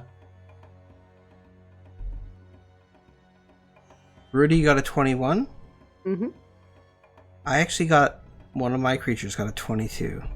So, but Wilhelm, you're going to go first. Let's find out first.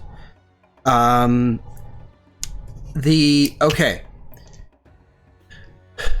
Wilhelm, with your stealth check, you can act in the surprise round. Ooh. What do you want to do?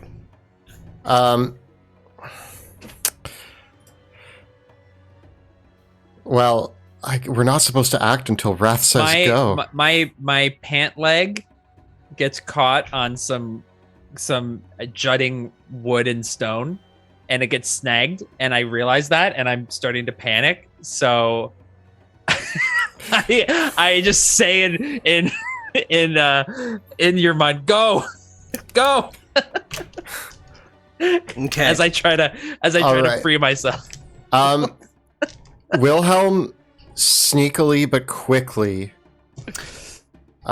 You would be attacking unseen, so your first attack would be with advantage.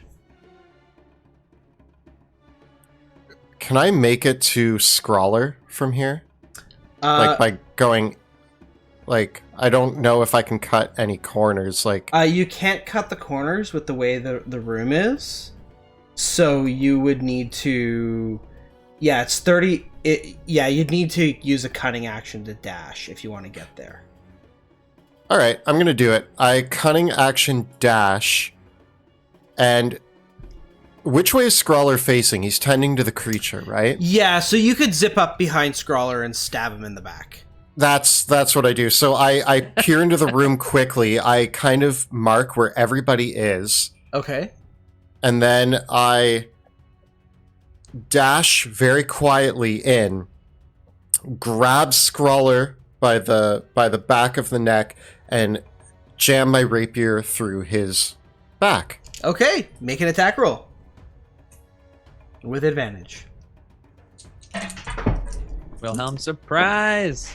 I yell Wilhelm surprise, and I get a 22 to hit. Well, that's a hit, for sure. And I'm going to sneak attack.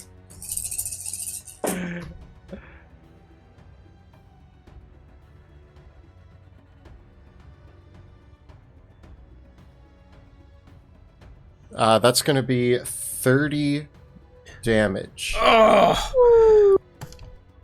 As you Oh, wait, sorry. I forgot to add the 5. 35 damage. As you drive your blade into Scrawler, the rattling grasps out and drops a bunch of delirium shards on the ground that it was holding, along with its book, but it's still alive.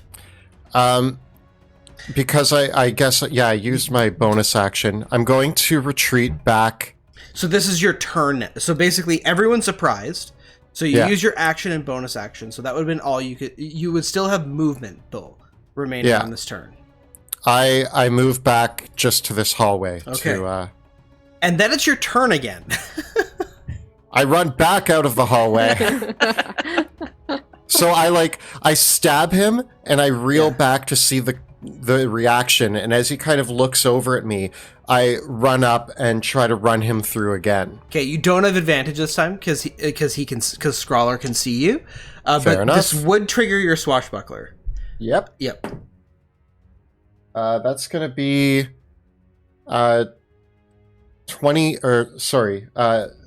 17, not 27. That is a hit, but that will also trigger Hellish Rebuke. So give me a dexterity saving throw.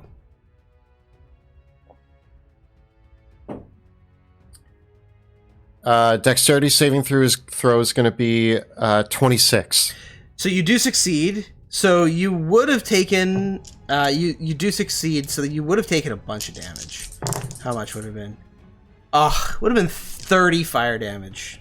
But evasion, as he tries to hellish rebuke me, is that a mental attack? Like what happens with hellish rebuke? It's an explosion of flame back. Okay, so I barrel roll out of the way, jam my rapier into his gut, hit him, and we're gonna do another sneak attack.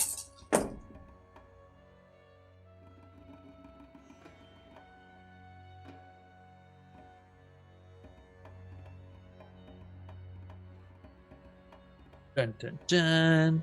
32 damage. Ugh. He's still alive. And but barely. I step back and I'm going to fire a crossbow bolt at him. All right, go for it. That's going to be a 1. And then I retreat back into the corridor. All right. Stumbling forward, the rattling warlock picks up one of the shards of delirium and begins uttering words of utter corruption. And Wilhelm, it releases a bloodied, burned finger towards you as the shard of delirium in its hand is consumed, and it casts Ray of Contamination at you. make a Constitution saving throw. Does it move? Because I guess if it moves behind it, then it can hit me. Yeah. Constitution saving throw, right? Yeah. Oh no. Okay, you know what? You've not done well on Constitution saving. It's a good thing that these walls are offering me a bit of luck. For a worse roll, I rolled a 4 and then a 3. No. So yeah, I get a 4. I get a 5 total. And Ray I of use the luck Contamination. point. When you cast the spell, you gain 1 level of Contamination. Doesn't matter because they're a rattling. An octarine ray springs from the rattling's pointing finger towards a creature towards you. You fail your con save. This is going to be 16d6 necrotic damage. What? Maybe I'm going to use a second luck point. I'm going to use a second luck point. You can't lucky a luck point. I can't? Can you? No? Can you? No. Okay. All right. Just evasion. Evasion is only for Dex. 20, 30, 40, 50, 60 necrotic damage. And you gain 3 levels of contamination. Oh. Wilhelm.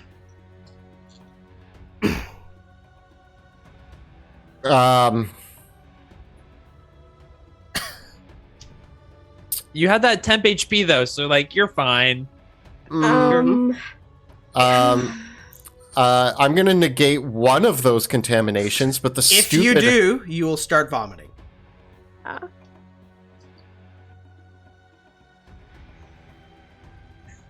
Everything was going so well.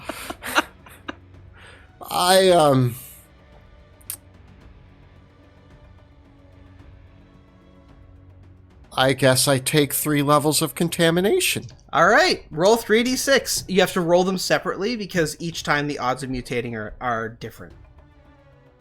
The first Roll level, number 1. Mutations are fine. I get a 6. so you don't mutate. Roll number 2. I get a 3. You don't mutate. Roll number 3. I get a 5. You don't mutate. No mutations. You take it. You take it like the king you are. What does that mean at level 3? You get no hit points. Actually, he would be technically at level 4. Oh no, because he prevented 2. It's Wrath that still has 1. No hit points regained when you at the end of a long rest, and hit points regained by expending hit dice are halved. Okay. So Kelly Wilhelm has a total of 3 contamination levels. Yeah. Because you prevented 2 with your Aqua Expurgo before. Yeah. But you can't. But if you do prevent another level of, you could still prevent a level with Aqua Expurgo. But if you do, you'll immediately take 3d6 necrotic damage and start vomiting for 1 minute. Wilhelm gets blasted with this ray of contamination and just instantly goes pale and sickly and is giving off this odd glow. And bear in mind, if you gain 3 more levels of contamination, so at contamination level 6, you turn into a monster. I go flying into this nest of eggs that I see over here. I don't know what it is, but I sprawl out into it, and is what you hear. And you hear whimpering. Yeah. And then the rattling Scrawler is going to run back into this corner. And you hear it cry, "Kill! Kill!" So that's Scrawler's turn. Rudy, it is your turn. All right, so I am going to. Misty Step down. Okay. You misty step down just to see this happen. You see the Octarine ray strike Wilhelm, and there's this moment where like Wilhelm looks like he might have completely mutated. Like you just imagine like his whole body, like his eyeball bulges, his arm bulges, like it looks like a tentacle might grow out of him as he deals with the forces, and he there's just like the smoke of the haze coming off his body after being hit by this. You also see me leave the room very abruptly, like I get blasted out of your view. I say, Wilhelm, get out of here! Now, looking at... Can I see Scrawler? You see Scrawler dash off. Just as Wilhelm dashed behind a pillar, Scrawler does as well. Scrawler appears to be grievously wounded. Wilhelm did horrifically wound Scrawler. Ooh, hold on, I gotta read something. And if I step anyway, can I... So he's behind a pillar. Can I step to the side and see him? Not from that square. You would need to be more in the room to do that. Like here? Yes, you could see. I would give Scrawler cover. I want to use magic missile on Scrawler. Ooh. Yeah. I love that. Confirm the kill. All So right. I get, what is this? Three darts? 3d4 darts? 1, 2, 3. I'm like, you ain't getting no reinforcements. And it just automatically hits, right? Yeah. That's how that works. Well, Scrawler only has 1 hit point left. Yay! So the magic missiles leap from your fingers, and as Scrawler takes cover behind the pillar, you just hear this pop as the 3 magic missiles all go right into Scrawler's head. You hear a muffled, yay! And I say, 1 down, a big boy to go. And I just need to check. No, I already used my bonus action. Okay. Well, I got 1 spell off. Yeah, and it didn't really do that much. No, so, like, it did basically nothing. And I'm gonna action surge to hit this big boy. All right, the big boy. Houdini, get over here. Okay, here we go. Uno. Oh, I rolled just away from the 20, but I'll take it. 21 to hit. That's a hit. Or 23 damage. Okay. Second go, we got 22 to hit. Mm-hmm. For 21 damage. Okay. And I get one more. Oh! 26 to hit. Or 29 damage. Wow, that's a lot of damage. All right. She's fired up. She aims for the tongue. All right. Well, next up, my big rattling abomination's turn. It just looks at you, and only one word, perhaps the only word it can utter, looks at you with its glossy, glowing eyes and says, "Meat." And it brings a massive hand down upon you, Rudy. Getting a 27 to hit. Oh, yeah. Oh, my. That is going to be...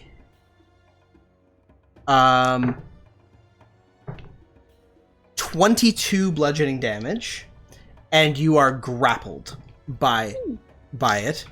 And then it brings another big hand down, getting a 25 to hit. Yep. For another 20 damage. and then it takes both of its hands and lowers you into its stomach.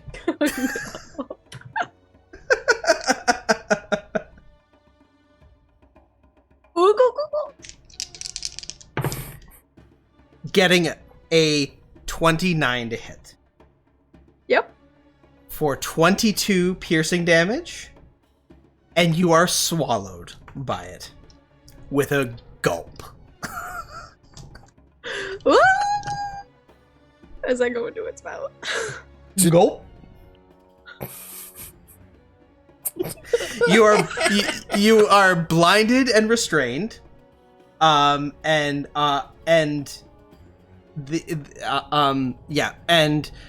as you land in its gullet, the contaminating acid seeps all around you. If you start your turn inside its gullet, you'll have to make a con save against contamination damage. Okay. And with that, it lumbers forward, searching for its next meal. Ah! No! Wrath, it's your turn. Save us. Monster versus monster. I crawl down the side of the building. I turn to this enormous Just to see creature. Rudy get eaten. Can I see any And part of her?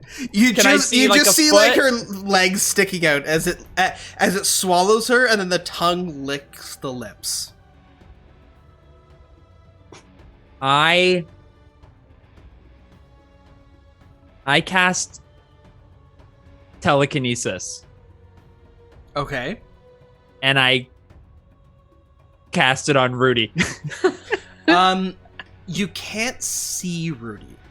Is she fully in? Is she yeah, fully? yeah. Okay. Basically, by the time you can start casting the spell, she's swallowed. Okay, then I am. I look at this giant creature, and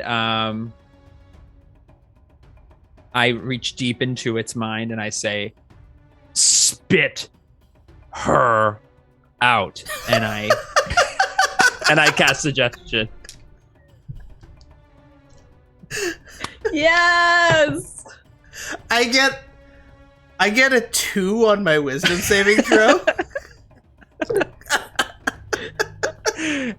From my ring of spell storing, I just reach my hand out and I say, "Spit her out." Lorf. Lorf. It spits her out in a pile of vomit. I'm gonna say that there's a bit of a splash. Both of you can make dexterity saving throws. I get a 7. I Okay. get a 4. You both take 10 acid damage, but Rudy, Oh, wait. you are out. Actually, can I use Indomitable? I failed a saving throw. Yeah, if you want to use it to prevent 10 acid damage, sure. That would be great. Okay, 13. Okay, you only take 5 acid damage. But you are freed from the creature. Yay! Thanks, Rob! And then I'm going to spider climb out of there. Okay. So I gotta use the rest of my movement. How much movement would it safely say? It would have been 30 feet to get down. Okay. Yeah. Then I'm there. All right. Finally, we go to my swarms. And Bruce is gonna float beside me. The swarms swarm up. No! And in a horde of biting, they bite at Wilhelm, no. and they bite at they bite at Wilhelm. All of you get bit at.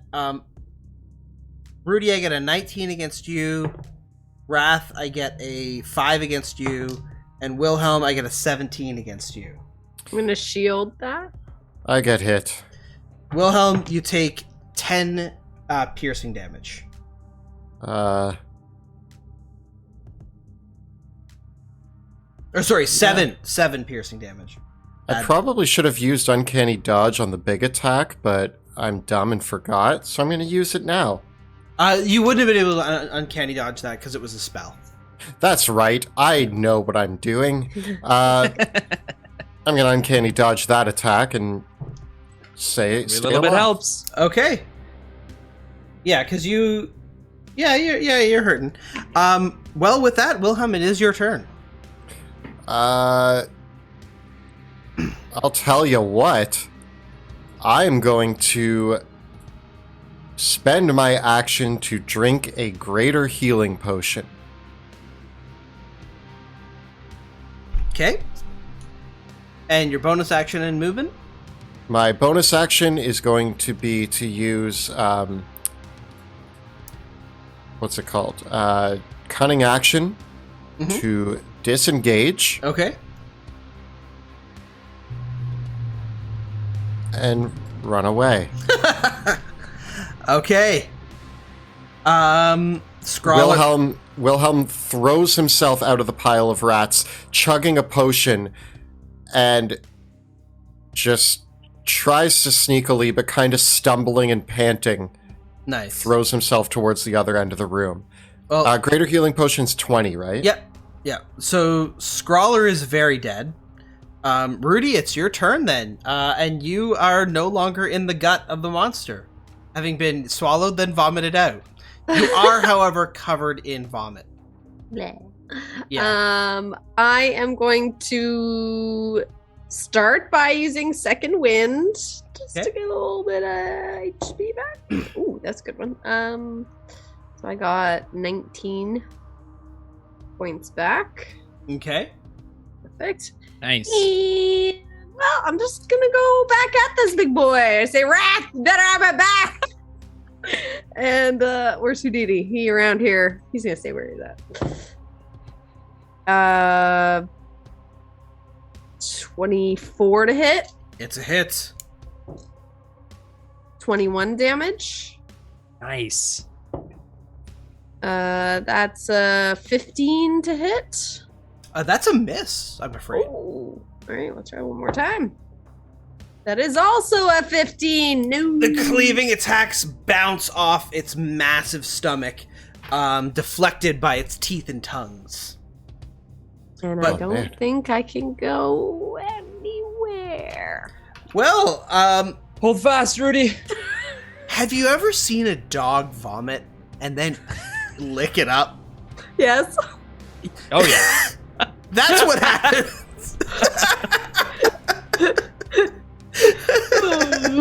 Oh no. Oh no.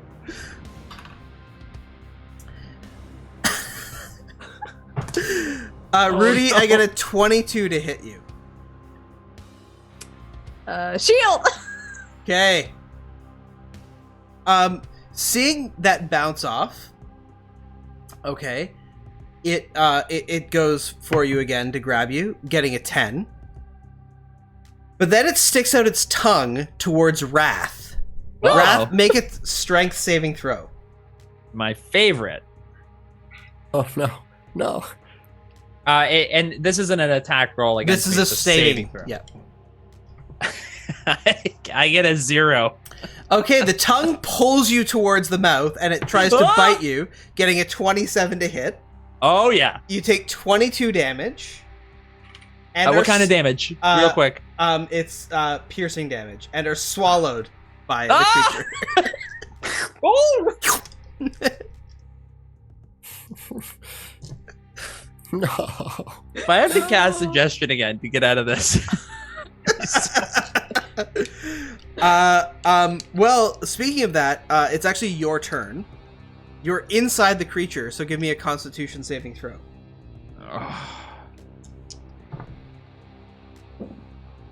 Ooh, I get a 20. So you don't take 10 necrotic damage, nor gain a level of contamination. Ooh. Oh, that's good. So can you tell me what I'm grappled? No, I'm restrained. You are blinded and restrained, and anything outside, and you don't have line of sight to anything outside. But you do have line of sight to the inside.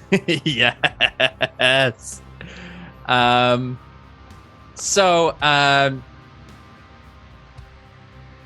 already have disadvantage on attack rolls. Yeah. So I can't have more disadvantage on attack rolls. No.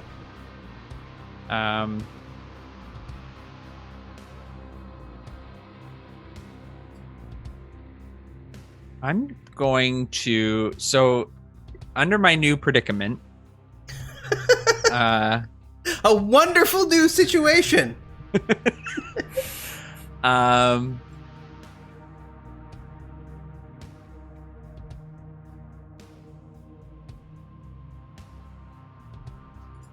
I'm going to, oh, that's too scary. That's too, Weren't you just saying earlier how you swapped out Thunderstep because you didn't think that would be... Well, actually, Thunderstep wouldn't save you here because you need line of sight with Thunderstep. I mean, I could Dimension Door out, but where's the fun in that? Where's the... I'm going to, how does falling work again? 1 damage per 10 feet fall. And how quickly would a creature fall 300 feet? Immediately. Okay. Yeah, you fall to the ground immediately. I'm gonna just start shooting inside the creature. Okay, so I Eldritch started Blast. blasting. Ooh, yeah, so I get a, It's 3 beams now, too. yeah, so a 26 to hit. Okay. I'll just roll 3. Yeah, roll all 3 and then do the damage. For all 3. Does a 16 hit? That does hit. Oh, And man. these are all with disadvantage. And a 24. All 3 hit. And so I'm gonna start blasting.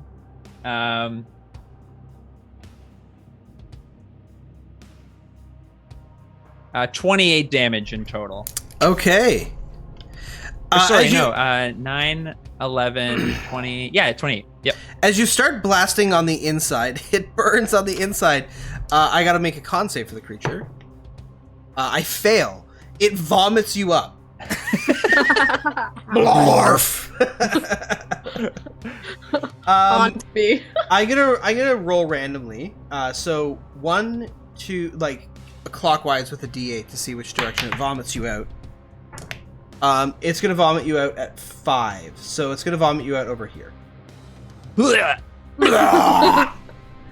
You do take 10 acid damage though. Kill it. I'm working on it. With that, the swarms. So this swarm chases at Wilhelm.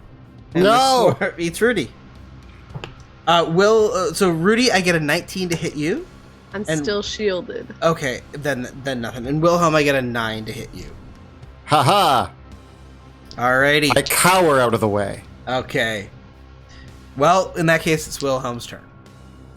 I'm going to use my bonus action to disengage again. Okay. And I'm ignoring these rats. I see it blorf out wrath, and I run towards the creature, jumping into the nest, and I try to steel my nerves to say something heroic, but all I say is stop. And I attack it.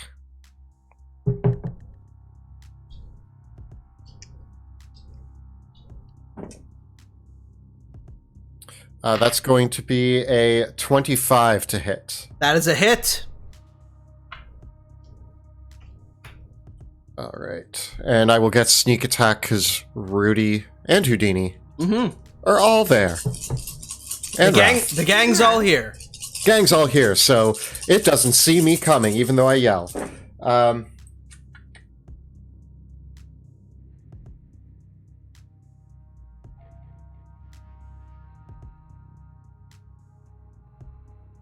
That's going to be another 35 damage. Horrific acidic blood oozes from the horrible wound you inflict upon it as you rent out a deep gash in its back. Bits of fat erupt from it like pus from a cyst. How far did I move? Okay. And I just keep... After I stab, I twirl and continue to run. Back here. All right, Rudy, it's your turn. All right, I getting excited for battle, shift into my wolfish form, give it a howl, and gain 14 temporary hit points, and I hack away at this monstrous thing. Yes, Rudy. That is a 23 to hit. It's a hit.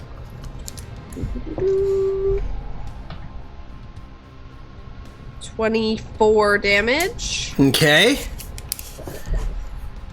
Second is, I think, another 24 to hit. Mm-hmm.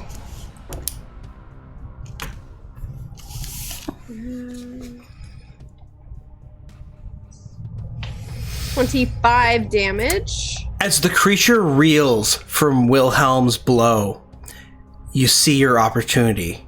How do you slay it? Oh, I start with the tongue, and then I go for a limb, and a head.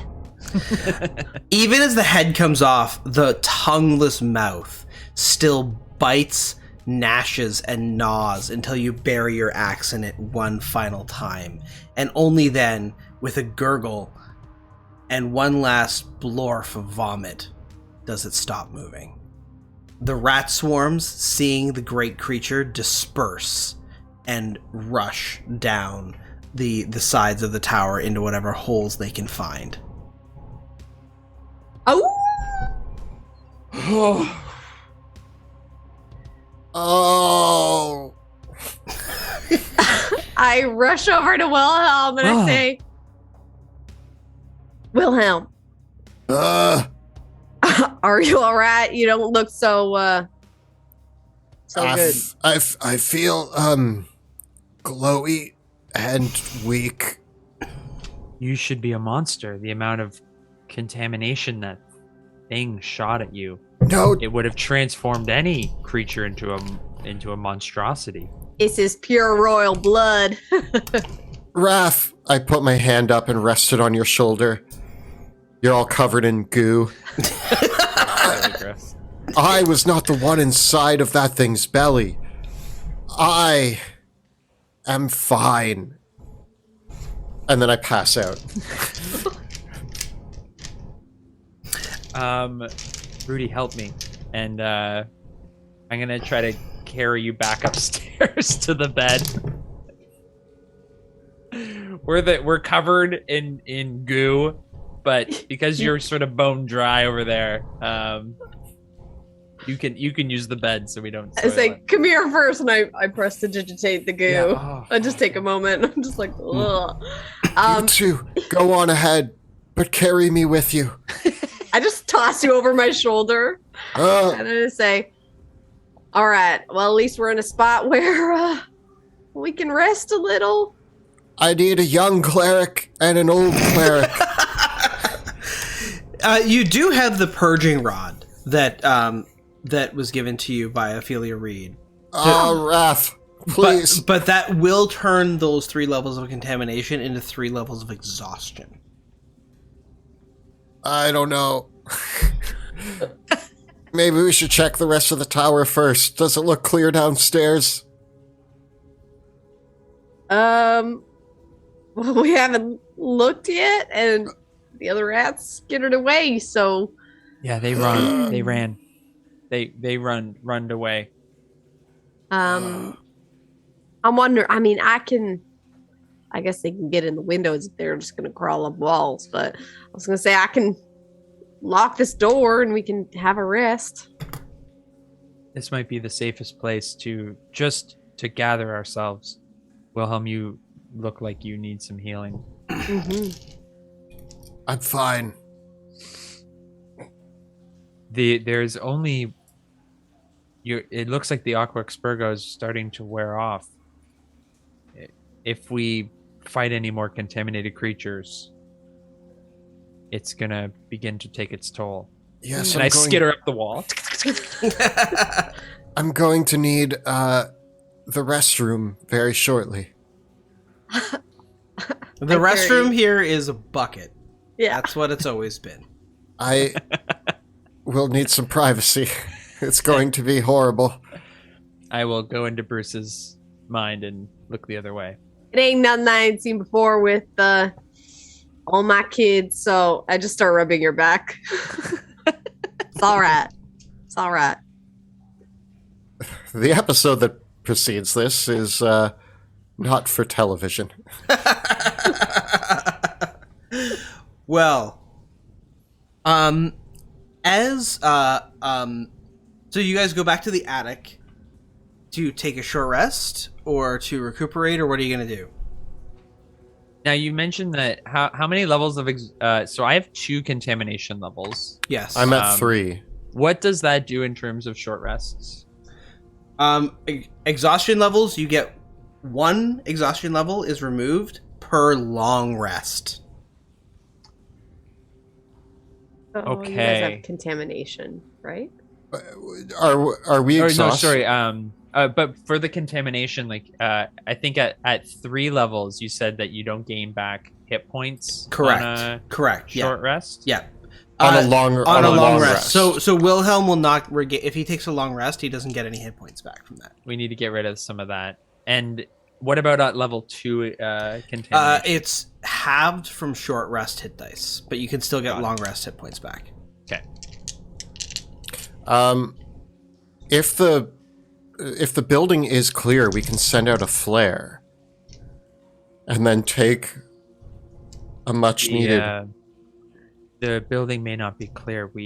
There's about 250 more feet of tower.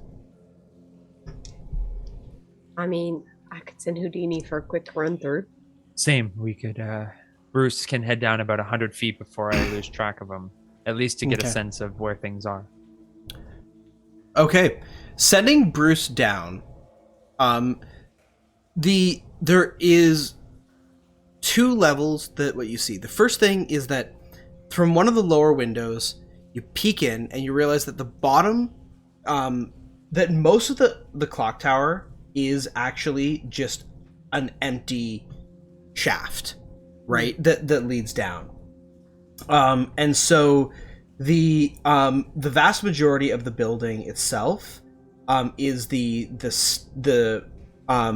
interior of the tower, which is the stairs that extend up, kind of snake along the outer side of the building. This metal staircase, and a rather Spartan interior compared to the elegant exterior. Right. So this whole level, the tower interior, mostly goes up 200 feet. So there's actually only one floor between you. There's the belfry, right, where all the bells are. And then above the belfry is the clockworks. And then so it goes belfry, roost, attic, right? The only thing that you see is, so the belfry, the bells just are down, like it's a 200-foot drop from the bells to the ground. So the only level that is occupied, though, as you fly down, is there is the clockworks, which is where a complex mechanism of gears stand. There are only thin windows looking into the clockworks level, and there are steel grates that look down to the bells below, and the machinery. The machinery is anchored by this strange granite obelisk, and scattered throughout this chamber are the remains of several mechanical creatures. But there are several other, these other automatons. There's maybe only 3 of them, but it looks like the wreckage of many more, that are wandering listlessly around the chamber. And some of them are examining and tinkering with some of the mechanical components. Each of the creatures is shaped like a different platonic polyhedral. And they have spindly mechanical limbs, and disturbingly realistic glass eyes on one of their faces, and a mechanical mouthpiece. And they listlessly walk around the chamber, occasionally saying 0, 0, 1, 0, 0, 1.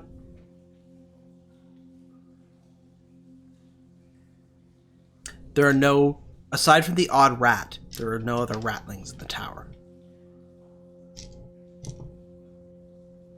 I think we can send out our flare and maybe it's time to take a day off. Think so? And Wilhelm's actually going to pull out his book of rules and open it up, flip through a few pages, and he says, I never thought I'd do this. And under Rule 83, never underestimate ducks, he crosses out ducks and writes rats. And he's like, I don't know what my father had with ducks, but I think in my lifetime it's going to be rats that I can never underestimate. What about the I'm gonna call him skewer because of how many times Willem stabbed him. I want to search. The ratling is very dead. It has a spell book on its person and several delirium crystals, as well as a gnarled staff. We'll take this for examination. On its person, it had 2 delirium crystals and 5 delirium shards.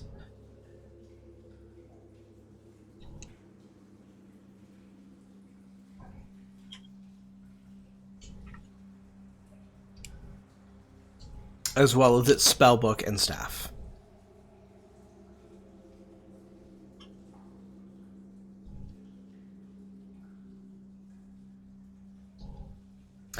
It cast an awful spell at you, Wilhelm. Yeah, I've never felt anything like that. It tore through the very fabric of my being. It was... Magic is terrifying. Yes, it was. It seemed to have emanated from one of these crystals. The shards of delirium. It used it. It's raw energy. Yes, Wrath. And as you page through the spell book, Bruce speaks. The secret of that terrible spell are contained within these pages. That knowledge can be yours if you seek it. I can show you how to understand it. Yes, Bruce. We know where there's larger pieces of delirium. Just think what we could do. So I'm just standing there in the middle of the room holding a book and staring at Bruce. And Bruce is sitting in the middle of the room and his tail is just like kind of like sliding back and forth across the floor. Will any of you fire the flare? I take the flare. First, I look at the window to make sure the manticores were still on their nest. Yeah, can we get an aerial view of the of the battle below? As battle rages in the streets below, a flare fires out from the clock tower of Drachenheim. Veo, Sebastian, Paluto, as you walk through the Shepherd's Gate, led by the hooded lanterns, you see the flare reach out from the clock tower. And that is where we'll end for the night.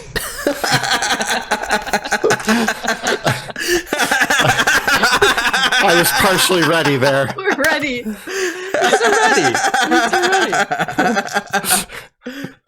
That was a good costume change, everybody. Proud of you. Quick change. Wow. Great. Great game, y'all. Great game. Oh, that was fun. Well, that is it for this evening. A big thank you to our quick changing masters, Kelly, Jill, and Joe, for playing tonight. And a huge thank you to Kyle for keeping everything real behind the scenes and all of the wonderful work he does there. And a special thank you to our Dungeon Master, Monty, for running a great game, eating people and terrifying us and having us get defeated by a tiny rat. The hardest enemy we've ever fought. In our game tonight, we use a variety of incredible assets produced by talented artists.